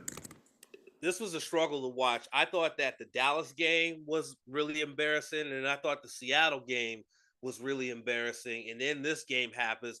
3 straight games we have lost by double digits. 3 of them. And this is uncharacteristic because of how good this defense was last season. And they supposedly added pieces to try to improve one aspect of the defense, which was the run defense. But unfortunately, the pass defense has now been exposed to be incredibly weak. And it showed when Darnold went for 4 touchdown passes, and Darnold is not that good. Well, no, I'm not going to say he's not that good, but they made him look like Tom Brady in his prime. That's how bad our pass defense looked against Seattle. But then you look at this game here. We knew we were going to be up against it, going up against a 2-headed monster that is Jahmyr Gibbs and David Montgomery, and then having to deal with Jared Goff and Amon-Ra St. Brown. But then we forgot about a certain young man named Williams, whose last name is Williams, who's like quick as a cat and absolutely torched this team as well. And then of course you have Sam Laporta as well. This was just an all-around bad defensive performance by this team, and then it didn't help that the offense just couldn't get it together either, which put more emphasis on the defense having to go out there and do what they needed to do, but they couldn't. So much so that it was announced today that DQ is going to take over the play calling duties for the defense. Now, remember, before he became the head coach here in Washington, guess what he did before that? That's right, ladies and gentlemen. He was a DC for the Dallas Cowboys. So he's going to take over the play calling duties. Hopefully that makes some semblance of a difference in how this defense performs, because you're about to go over to Madrid, Spain and play a very subpar Miami Dolphins team who is starting to turn it up. They just upset their division rivals who they haven't beaten in over 1,100 days until this past Sunday. Okay. But Tua Tagovailoa, a.k.a. Tua turn the ball over, is susceptible to turning the ball over. You get enough pressure on him, he's going to make mistakes. And these DBs have got to be able to capitalize, especially not just these DBs, but these linebackers as well have got to capitalize on those mistakes. So they got to flush these last 3 games down the toilet, because these last 3 games are going to be ones we're going to remember, but you got to get them out of your mind if you're going to go overseas for the first ever game in Madrid, Spain, playing a very subpar team that you should beat. You should beat them. But the way you've been playing on defense, the way you've been playing on offense, because clearly this offense can move with Mariota as a starting quarterback, but unfortunately they haven't shown it since, the injury to Daniels in that Sunday night game against Seattle. And he's going to have to really show it against a very subpar Miami team. Terry McLaurin is going to travel with the team to Madrid, but still not play. They're going to hold him out until after the bye, which is in week 12. JD5 is not traveling with the team, which someone made, one of these newscaster dudes made the comment that it might, piss off a lot of the NFL officials who wanted to see the last year's rookie of the year, the person who took the lead by storm, be in Madrid. That's probably why this team got that overseas game, was because of the expectation of seeing Jaden Daniels play, and they're not going to see that because he's out with that dislocated elbow. Thankfully, there was no structural damage, there was no ligament damage, and so he's not going to miss the rest of the season. But hopefully they don't rush him back and then cause more problems. But flush this game against Detroit out the window and just focus on Miami. They're a subpar team. They should beat the brakes off of Miami, but I'm scared they probably won't.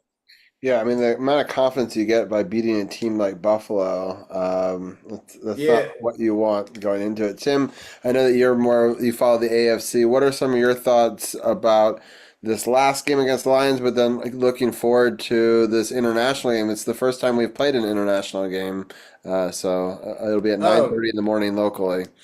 That's interesting that it's their first. I mean, I guess the game's been going on for years, but Washington has a pretty good fan base in the U.S., so they probably got spared the Jacksonville treatment, which is nice. I will say Miami is not a good team, but two out of their last three games are blowout wins. They did beat Atlanta badly as well 3 weeks ago. So, you can't take that game lightly. I think Washington definitely has a better roster, but Miami has confidence. They have their starting quarterback, so I wouldn't necessarily just say it's an easy win because, they've been playing a lot better. They started out terribly, but I take it back. We have played in London. We tied the Cincinnati Bengals in our very first crazy season. It's actually funny. Soccer tie. Right. It was on October 30th, 2016, which is interesting because that was our very first season of Sports on the Hill podcast. So that was 10 seasons ago. But they have done one. And then there was also an exhibition game that they played in 1992 against San Francisco, also in Wembley Stadium. So, but it's been a while though, for sure. Been a while, for sure. So, yeah, I'm excited. Probably some fans going over though. It's going to be a good atmosphere, I'm guessing. Yeah, and I think that there's going to be a lot of people that travel for the Washington football team, Commanders, whatever you want to call them. There for sure. A lot of those fans I know that are going over there. But Tim, I'm going to be very interested in the ratio of Commanders fans to Miami fans, especially because this game is actually a road game for the Commanders. The Miami Dolphins are the home team. Right, but that doesn't. I think it'll be pretty mixed. I've heard from a lot of European games, it's a lot of business people. It's not a lit crowd. It's a lot of like rich dudes, bringing clients and stuff.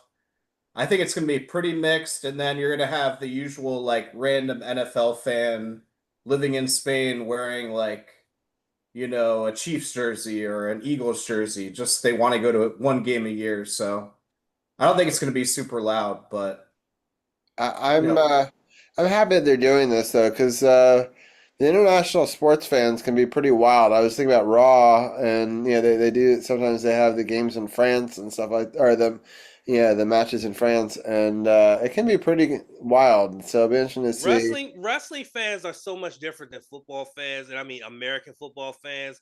Though a lot of international wrestling fans, especially European wrestling fans, are also like soccer hooligans. And Right. so they kind of bring their soccer chants to wrestling. That's why those crowds are so lit, because they bring a lot of their soccer chants and kind of incorporate that into the show, and it just makes the crowd so much more electric. And I could see some of that happening in Spain too. It's a pretty electric culture around that sort of stuff. And but we have Tim on the line, so I do want to talk a little bit about Ravens because they are one of the bright spots of our sports week. Big time win, Tim, and 3 in a row, setting the stage for a possibility to get back into it here. What were your thoughts on this battle of the purple teams? The first time they've ever won in Minnesota, and it means that your coach has now won in every city in the NFL. I thought it was a good, clean game for the Ravens, and the Vikings played a very sloppy game. I believe they had 8 false starts, which is like the most in nearly 20 years. So, and also 3 turnovers to 0. So the Ravens definitely probably should have won this game by more than 8 points. It was a little dicey at the end, but when you go on the road, especially in Minnesota, that's one of the tougher environments in the NFL. You have to play a clean game, not many penalties, try to minimize the turnovers. And the Ravens did that and won the game by 8. It definitely wasn't a perfect game just because they didn't score a touchdown until the third quarter.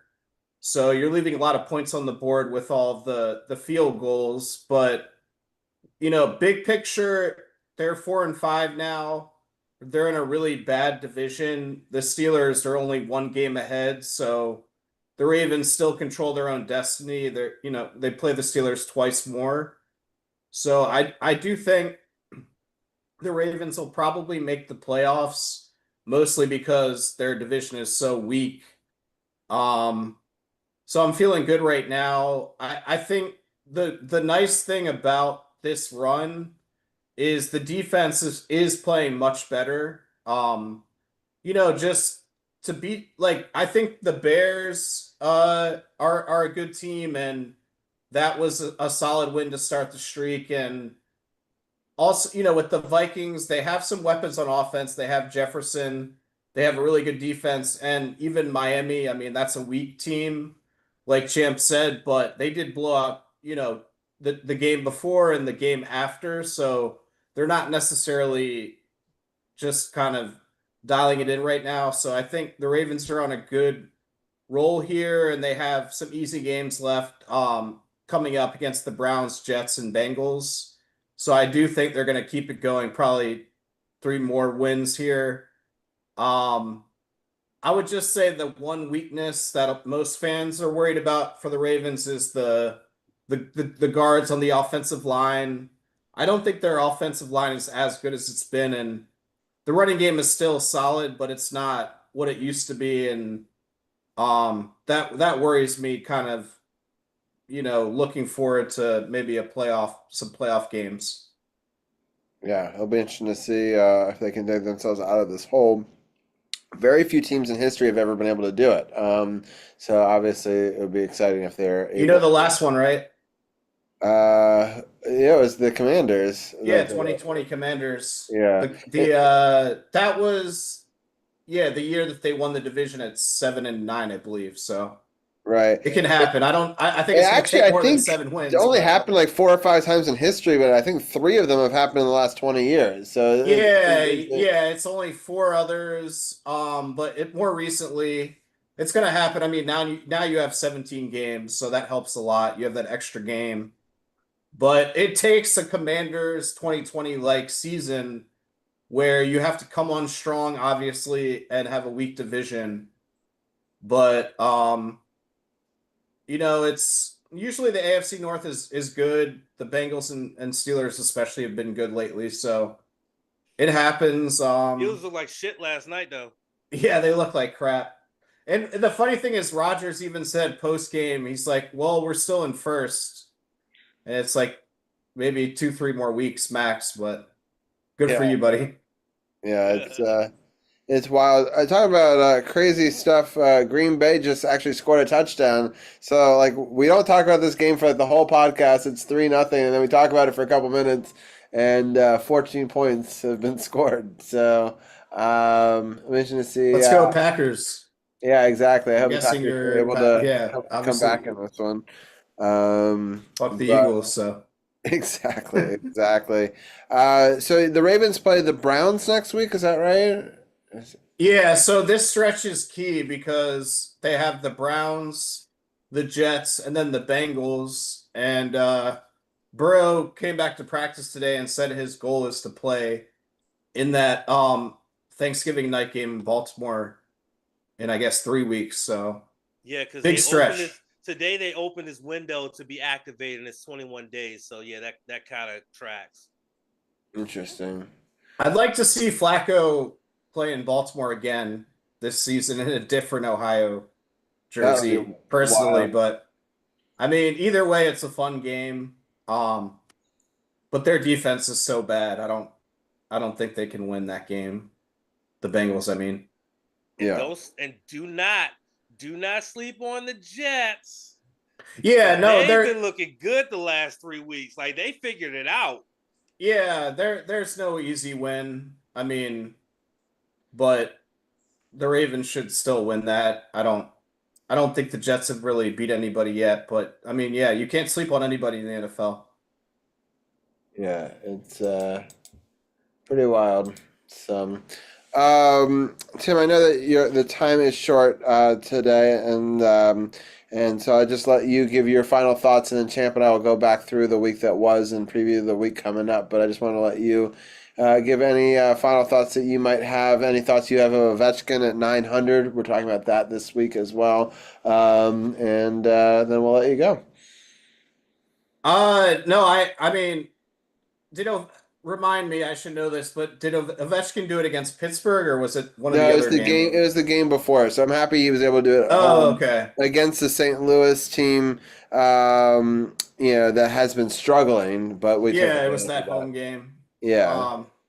I mean, obviously Ovechkin's great. It's crazy that he's doing it at his age, and that's probably the highlight this year, just like last year.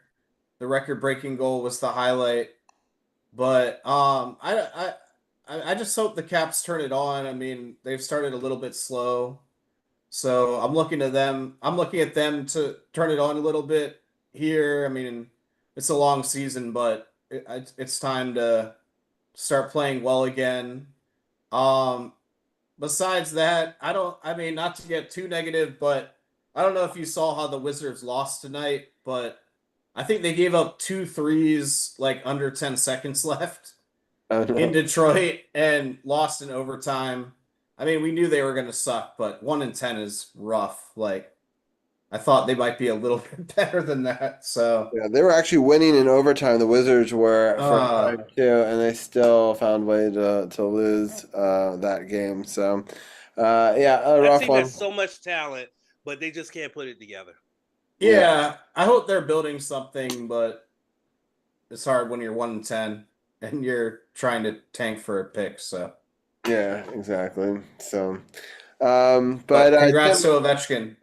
But good for him. Yeah, it's exciting that we've gotten to cover these last 10 seasons here, and a lot of exciting games to break down, and hopefully some more to come here as we continue on season 10. But Tim, thank you so much for bringing a highlight and a bright spot to the week of being a Ravens fan. And hopefully the Ravens will continue on this run and bring some more exciting games to us. Yeah, for sure. Have a good night, guys. All right, thank you so much. See you, all right, we're gonna switch back to I'm just gonna do the regular NFL graphic. I am going to pull up last week's games so we can just talk about them real briefly. It's getting very close in this pick'em, and so it's. I sucked this week. Like, I was absolutely horrible this week.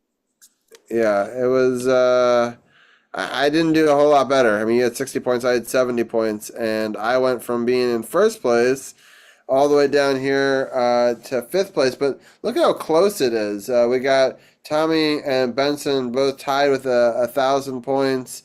But then climbing the ladder there, we got Arun and Pete. Having big comeback weeks. They're tied with me with 980. But you're only 110 points back, champ. It's not that, it's still anybody's game with these, especially like last week. If I picked opposite of what I did, I would have done better. Like there was so many like upsets and crazy things that happened, so you just never know. I tend to pick the favorites, and that doesn't necessarily do great by me, and who knows? I mean, I gotta give credit to Arun. He picked some upsets here that helped him along the way for sure. So let's talk about some of these games. The Broncos Raiders was pretty low scoring, 10-7. The Colts beat the Falcons to be expected. The Bears and Giants. The Bears were actually losing this game, down the stretch, and the Giants, found a way to choke it away. The Bears came back and won, and to the point where the Giants coach got fired, champ. Yep. Well, I think what happened with the Giants is that they lost what was their lucky charm in Jackson Dart. He's currently in concussion protocol. And they had Russell Wilson in there. Russell Wilson looked absolutely terrible. They were already hurting when they lost Cam Scatterboo to his injury, and then they had Dart, and Dart was their spark. And now, if he's not able to play, you got to rely on Russell Wilson, and Wilson is not the same. He's not the same player that he was in Seattle. I will say that he's not the same player that he was in Seattle, and it showed. And then Caleb Williams, coming off a somewhat decent rookie year, is having a much better sophomore year than he did a rookie year as the number one overall pick. And so this was a wild game, and not surprising that it was a wild. I'm not surprised it's a wild game because both of these teams have have ups and downs, but it was just crazy that the moment that Jackson Dart left the game because of his concussion, that the Giants basically imploded, and it ultimately led to Brian Daboll losing his job. Yeah, wild stuff. The next game is even crazier. 2% of people picked the Dolphins in this jam. 2%. Yeah. 2%. And the crazy part is that Tua did throw an interception this game, but they still found a way to win because Buffalo just struggled. Josh Allen had a fumble. They did a sneak, and they did the sneak. He got the first down, and instead of just going down, he kept running, and then they punched the ball out for the fumble. And that was just a microcosm of the game that the Buffalo Bills had in South Florida. And then Devin Achane absolutely ate as well with a couple big long runs for touchdowns. This was unexpected. Like when I saw the score, I said there ain't no way that the almighty Buffalo Bills are in South Florida getting their butt spanked by a shit ass Miami Dolphins team. Just shows that in the NFL, any given Sunday, rivalries, are always these matchups that should be like in the bag. Yeah, you can never count out a classic rivalry, and the Dolphins have been hungry to beat the Bills for a while, and yeah, I think I was watching on Red Zone. I think Scott Hansen said it had been. I can't remember the exact number. I might be guessing it, but he said it's been 1,140 something days since the last time Miami beat Buffalo. Yeah, that's crazy. That's almost 4 years. Yeah. So the Ravens they play each other twice a year, so that's what makes it even worse. Yeah. No, Buffalo's just kind of owned everyone in that division for the last bunch of years. And got the Cleveland Browns against the Jets. The Jets were able to win one here. And both teams now are 2-7. The Buccaneers. Jets. Two of the Jets touchdowns came on special teams in back to back. A kickoff return for a touchdown of 99 yards, and then after forcing a punt of Cleveland, then ran the punt back for a touchdown. So it wasn't really the offense; it was their special teams that really was the big winners in this one. Yeah, so we're coming down to an important part of this game. Philly is an interesting decision here. They're throwing the ball. But they don't get the completion, which stops the clock, so it preserves a timeout for Green Bay, which I think is interesting. It's going to lead up to a 3rd and 8 here with 2:29 left in the fourth on my end. So we'll see how the Eagles are able to do here with that. And they step back and overthrow. Oh. But there's a flag. No flag. No flag. Okay. No flag. Right. They let it go. Like that was, incidental contact. So okay, I thought they might call one there. I saw the problem is they've got all this yellow on the field, so I thought I saw a flag. But yeah, I think it's uncatchable. Also, a little bit, a little high there. 4th and 6 though. Oh, it's interesting. They're gonna go for it here. Yeah, it's 4th and 8, not 4th and 6. It's 4th and 8. And they're in a position where they can't really punt to try to pin them inside the 5, and they're just outside of a field goal range. Well, they're saying right there that. Oh, we got a flag. Yeah, I think it's delay a game. Yeah, they're gonna punt it.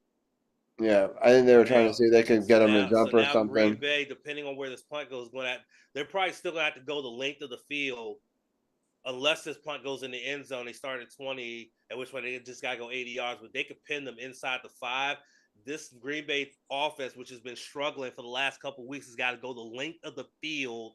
Well, not even the length of the field, just into range for a field goal to just tie and take this to overtime. But if they want to win it, they have to go the length of the field depending on where this punt goes. Yeah, so we'll see right here. Braden Mann has gotten 7 punts inside the 20, so you know he's good at pinning them in deep. So let's see. Oh, here we go. Got it on the 9-yard line or so, 9 or 10-yard line. So that's a good kick right there. The 90 yards for the win, less than that for the tie. Yeah, we got the Buccaneers and Patriots. It was a good game, very close, but Patriots were able to hold on to the win there. The Saints are able to get a victory over the Carolina Panthers. That Carolina Panthers is the most up and down team. The fact that they're 500, have 5 wins against teams they shouldn't have beaten, and then they lose to all these teams that they should have beaten, they are the most confusing team maybe in the NFL for me. The NFC South is confusing to me. Like, you have 2 teams that fit that mold, Carolina and Atlanta. They're the 2 most up and down, inconsistent ass teams in not only in just their divisions, but in football in general. Like, they beat the crap out of teams that they should not be beating the crap out of, and then they turn around and then get their asses handed to them by teams that shouldn't be handing them their asses. And it's just crazy. Like, the New Orleans Saints should not have beaten the Carolina Panthers by 10 with a quarterback named Tyler Shough. Like, I'm sorry. Like, you lose to a team whose quarterback's name is Tyler Shough. There's something wrong with you. So the next game, I want to show this graphic and see if I can get it on the screen. I'm not even sure I can. But basically what it says there is at the end of the third quarter, it is 10-29, right? So Jaguars have this sort of in hand. The season's unraveling for Houston.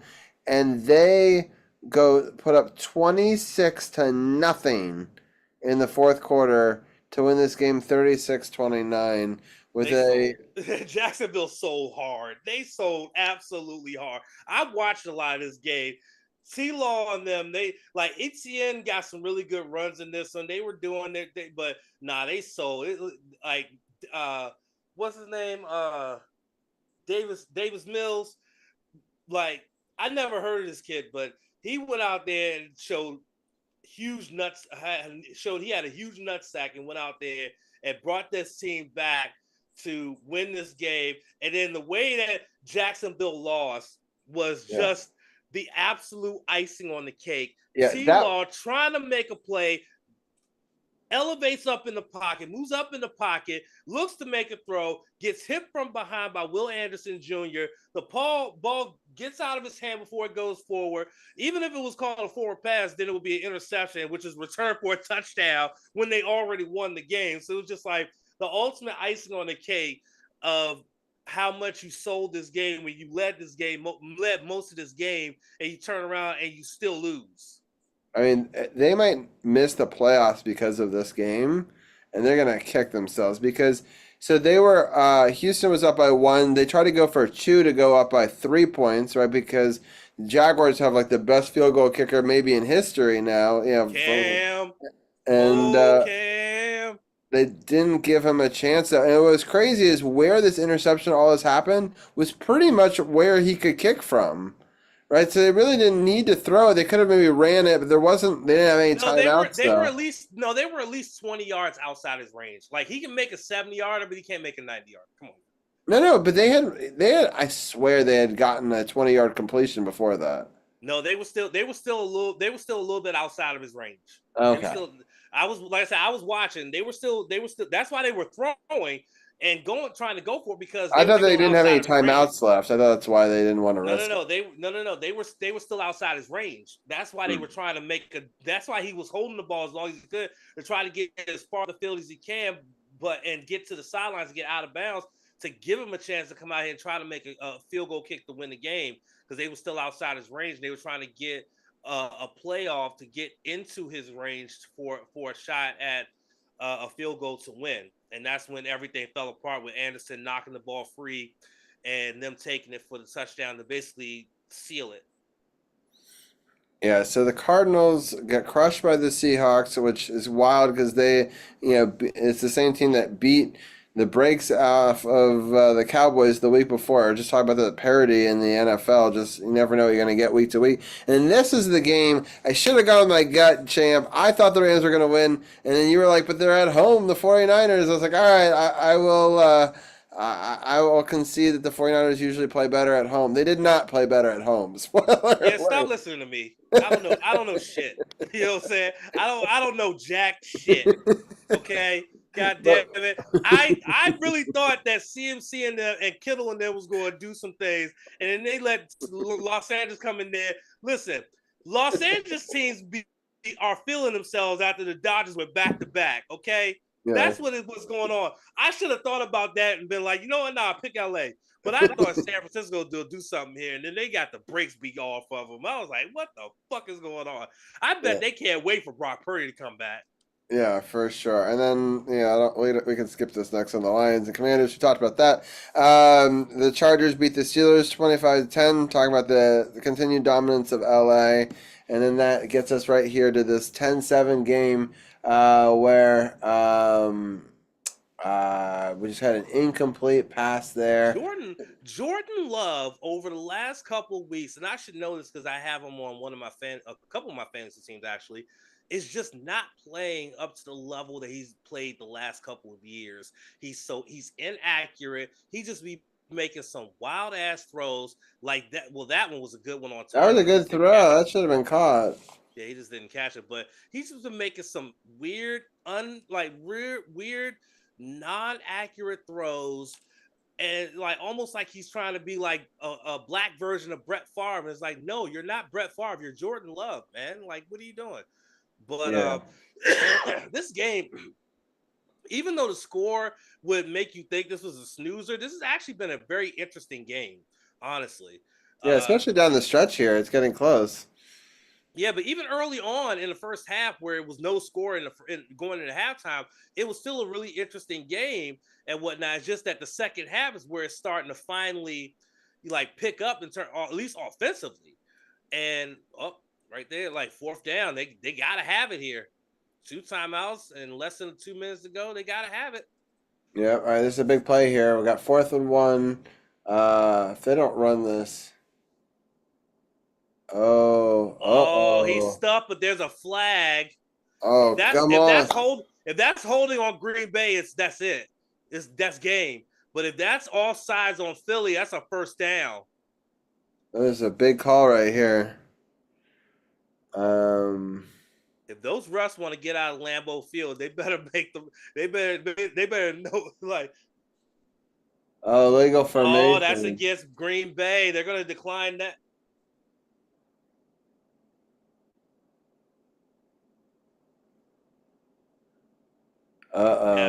Yeah. So it's gonna go to the Eagles. That's it. Green Bay still has 2 timeouts, but I don't think that's enough though. 126. I don't know. Well, a couple first downs and it's over. But one first down is over for sure. All right. Jets, Patriots. I'm gonna just quickly go through it, and then I'll let you pick 1 or 2 games you want to talk about. So we got Patriots, Jets. I'm gonna go with the Patriots. Commanders, Dolphins. I'm gonna pick against us. But hopefully the Commanders find a way. Falcons, Panthers. I'm gonna go with the Panthers, even though this is very confusing. And 71% of people are picking the Atlanta Falcons, even though they have a worse record. I just thought that's interesting. I got Bills, Buccaneers. Ooh, that's a tough one. Got both of them coming. Tampa Bay could have won that game against the Patriots. Patriots played really well. Trayvon Henderson definitely is a game changer. That dude has speed like he's like Michael Johnson, the former sprinter. I think that was his name. Yeah. This is definitely an interesting one. I think I'm gonna definitely want to watch this one. Yeah, all right. So I'm going to go with the Bills just because at home and they need a bounce back game. I just don't know how Tampa Bay is going to play in the cold.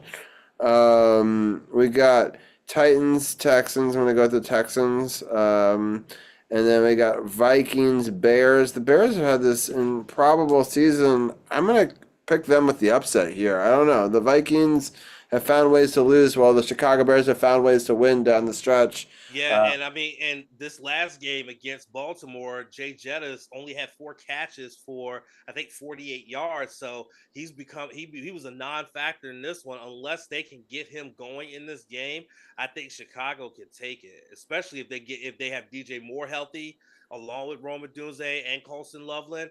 They could definitely go into Minnesota and win that game. Yeah, it's going to be an important game for playoff seeding, I think, and down the road. I'm going to take the Packers over the Giants.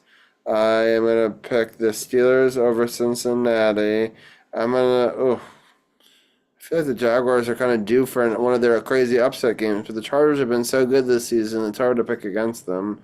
I'm going to pick the Chargers. Got the Seahawks and the Rams. Ooh, this is another great matchup. I think because it's in LA, I'm going to pick them. We got 49ers, Cardinals. Both teams banged up. I think the 49ers need to get a get-back-right game, and the Cardinals seem to be spiraling, but this is definitely a game that they love to upset the 49ers. We got Ravens and the Browns. I'm going to pick the Ravens to keep that going. Chiefs and Broncos both have been on major win streaks. I am going to... Ooh, that's a tough one. Especially because the Chiefs are coming off a bye. Yeah, I'm going to pick the Chiefs because of that, but like the Broncos are so good at Mile High. Got the Lions and the Eagles. Oh, wow. There's some really great matchups next week. So this is the night game. I'm going to pick the Eagles, hopefully, to jinx them. On the next Monday, we got another Cowboys game. How many fucking games do they have on Monday Night Football? Not more than us. Yeah. And I hate them, but I'm going to pick the Cowboys to hopefully jinx them. And there you go. So, Champ, any of those you want to talk about? It's a lot of divisional games going on next week, like a lot of them. Yeah. Like, wow, I can't really pick one. I will say, though, Tampa Bay and Buffalo is going to be a really interesting one. Like I said, Josh Allen struggled a lot against Miami, so I'm hoping he gets a bounce back. But Baker Mayfield's still been looking very consistent. And that offense, that passing offense still looks really good despite the fact that they don't have Mike Evans. So that's going to be a very interesting game. Patriots Jets. I like on paper it looks like Patriots should wipe the floor with the Jets, but the fact that the Jets have won two games in a row after starting all over, they figured it out. They're starting to figure it out. And if they can get Breece Hall going in the run game and give take some of the heat off of Justin Fields, I think that this team can turn it around and maybe finish off with 5 or 6 wins. Though Patriots, man, I mean, Drake May should have been in the conversation for Rookie of the Year last year. I think he was actually. I think he just got overshadowed by how good Jaden was playing and as well as how good Bo Nix was playing. But he could have been in the conversation for Rookie of the Year last year, and he's following it up with an even better season where he's doing things that Tom Brady wasn't even doing as the franchise quarterback who won them like 6 million fucking Super Bowls. And it's incredible just to see that it looks like that New England's found their heir apparent to Tom Brady with Drake May. So that's another game right there that's going to be very interesting to watch, and especially because it's a divisional game as well. If Miami can somehow get the upset of New England, they could really ruffle the AFC East feathers at the top. And so that's another game that's definitely one that people might want to pay close attention to, because it could definitely have some rippling effects on the AFC East when it gets down to crunch time in December and playoffs and everything like that. A loss to Miami by New England at this stage could come back and bite them in the ass later on when they're trying to catch or deal with Buffalo at the top. Yeah, so looks like there's about 10 seconds left. It looks like they're going to let the clock run out, or they're going to try for 4th and 6 here. I think they're trying to draw them off sides, though. Yeah, they were trying to draw them off sides. Yeah, they used their last timeout here with 33 seconds left, and they will punt it, but I think that the Eagles will hold on to this because Green Bay has no timeouts left. Interesting that Commanders game is only on NFL Network. Usually it's simulcast on some local broadcast channel. When you're the home, well, I guess we're not the home team, but when you're like the home market. But I can't find any other channel that's going to broadcast it. So I think the international series has the exclusive rights are with NFL Network. That's probably why you can only watch on NFL Network and stream it on NFL Plus with a subscription. Yeah, that's crazy though. Because it's not even available on Sunday Ticket. Yeah. Yeah. It's not available to stream on YouTube TV on Sunday Ticket. Yeah. So because I think it's exclusive with NFL Network. That's why you can't find it anywhere else but NFL Network. Yeah, I'm happy. I will admit that I've got Hulu TV right now, and Incomplete. Interesting that they ended up 27 seconds to get to a position to get a game-tying field goal with no timeouts. I'm sure that the Eagles are going to be guarding the sidelines to make sure they don't get any sideline passes to get out of bounds, force them to the middle of the field so that they have to rush up and spike it to waste it down and stuff like that. So I was lucky there wasn't pass interference there. He didn't really look back at the ball. Yeah, that's something else I was gonna say. I was like, yeah, he got lucky that they didn't call that. Yeah, if that was against the Commanders, they would have. Yeah. Yeah. Brandon McManus has made his career long at 61 yards, but it's a cold night in Green Bay. I don't know if his leg got 61 and cold. I don't know. We'll have to see. Here they come. He escapes pressure, throws it deep, and then off the hands. Man. He catches that. They might have had a chance to get down, spike it, and go for the field goal. If he catches that, I think that was Christian Watson. Yeah, it's a gutsy play to be in the middle of the field with less than 30 seconds because you got to get your whole team down 60 yards, huffing and puffing, and set. So it's not that would not be an easy play. I know there's a lot of time, but a lot has to go right, So here we go. 2nd and 10, 20 seconds left here. Yeah, they're only rushing 4. Okay, now you got the first down. Tick, tick, tick, tick, tick, tick, tick, tick, tick, tick, tick, tick, tick, tick, tick, tick, tick. 5 seconds. Ooh, 5 seconds. I don't know if McManus has the leg. I think you go for it now. Yeah, I don't think you risk a sack or anything. This is, what I mean? Like, I think this is the right call. I know that you hope to get 5 or 6 more yards. I just don't know if you can get 5 or 6 more yards and out of bounds in 5 seconds. That 7's usually that threshold. You can do it. It is possible, but 4 seconds for every play at a minimum, right? And so I just don't know if he has the leg. I mean, well, I think the wind might be helping them. I don't know. Yeah, this is kind of a fun, exciting ending right here. Let's see. Come on, Green Bay. Kick of a lifetime right here, champ. Is this his Rudy moment? Are they going to ice him? I hope so. Ice him? Add some drama. Ice him. They're going to ice him, aren't they? I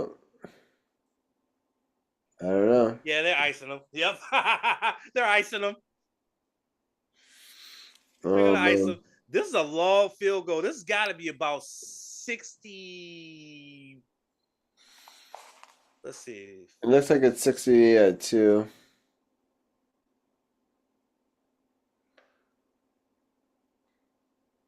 That was. Ooh, is it going to be enough? No, he doesn't have the leg. He doesn't have the leg. They called a timeout, but he went for it. They let him kick it through, and that's why the coach is mad because he called it far enough ahead that he shouldn't have let him kick through. But it's good. Sometimes the practice is better. But they put the offense back on the field. Oh, because they saw he didn't have it. They saw he didn't have the leg. They said, you know what? Get back on the field. Try to get out of bounds. Nah. All right. Well, I think it was a good idea. It's just I don't understand. He threw it way too high. Gotta give him at least a chance, champ. He don't have the leg, bro. Yeah, there's no way. You need that that turbo extra boost for that kick in Madden, you know? Yeah, I know, right? he needs something, man. Like I said, cold night. He already showed it on the practice kick. He ain't got the leg. This is 64 yards. I don't know. Sometimes the practice kick goes the other way, right? And it's blocked. And that's ball game. Yeah. A low-scoring affair goes to the Philadelphia Eagles. Yeah. Bummer. Anyway, good game, though. It was fun to talk about, for sure. All right, I think with that, I think we can start to wrap things up. I don't think I'm going to do...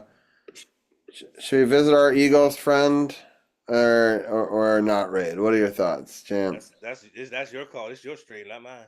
Okay. I do have a friend that is a big-time Eagles fan, and we'll raid over to him. Raid Alma Music. And but thank you everybody for tuning in. Next week we got a live Caps game that we'll be talking about. Return of Janaea Talks Caps, along with Gil and Anna and myself for that. Sith should be returning, and maybe Arun as well, and maybe Tim, and of course Champ, talking about the Commanders, obviously against Miami in Europe. Hopefully it will be a win. We need to get a victory Monday in here sometime soon.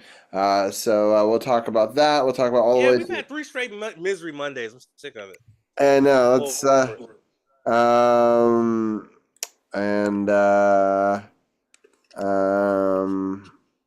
all right. So sounds good. I'm grabbing the raid calls, and feel free to grab one as well. And if you want to, we can congratulate him. Or not. But anyway, I appreciate everyone for tuning in and being a part of the show, episode 390, as we go on our road now to 400 in earnest. So we'll be back next week. Again, we're talking about live Caps game, talk about the Commanders, maybe talk a little bit of Wizards as well. And thank you, Champ, as always. Thank you to all of the friends. We got Stuart Small back on the podcast. We got Anna and Gil as well, and Tim, of course. So thank you, everybody, for being a part and tuning in, whether you are live or lurking. And we are out. Have a good one. Go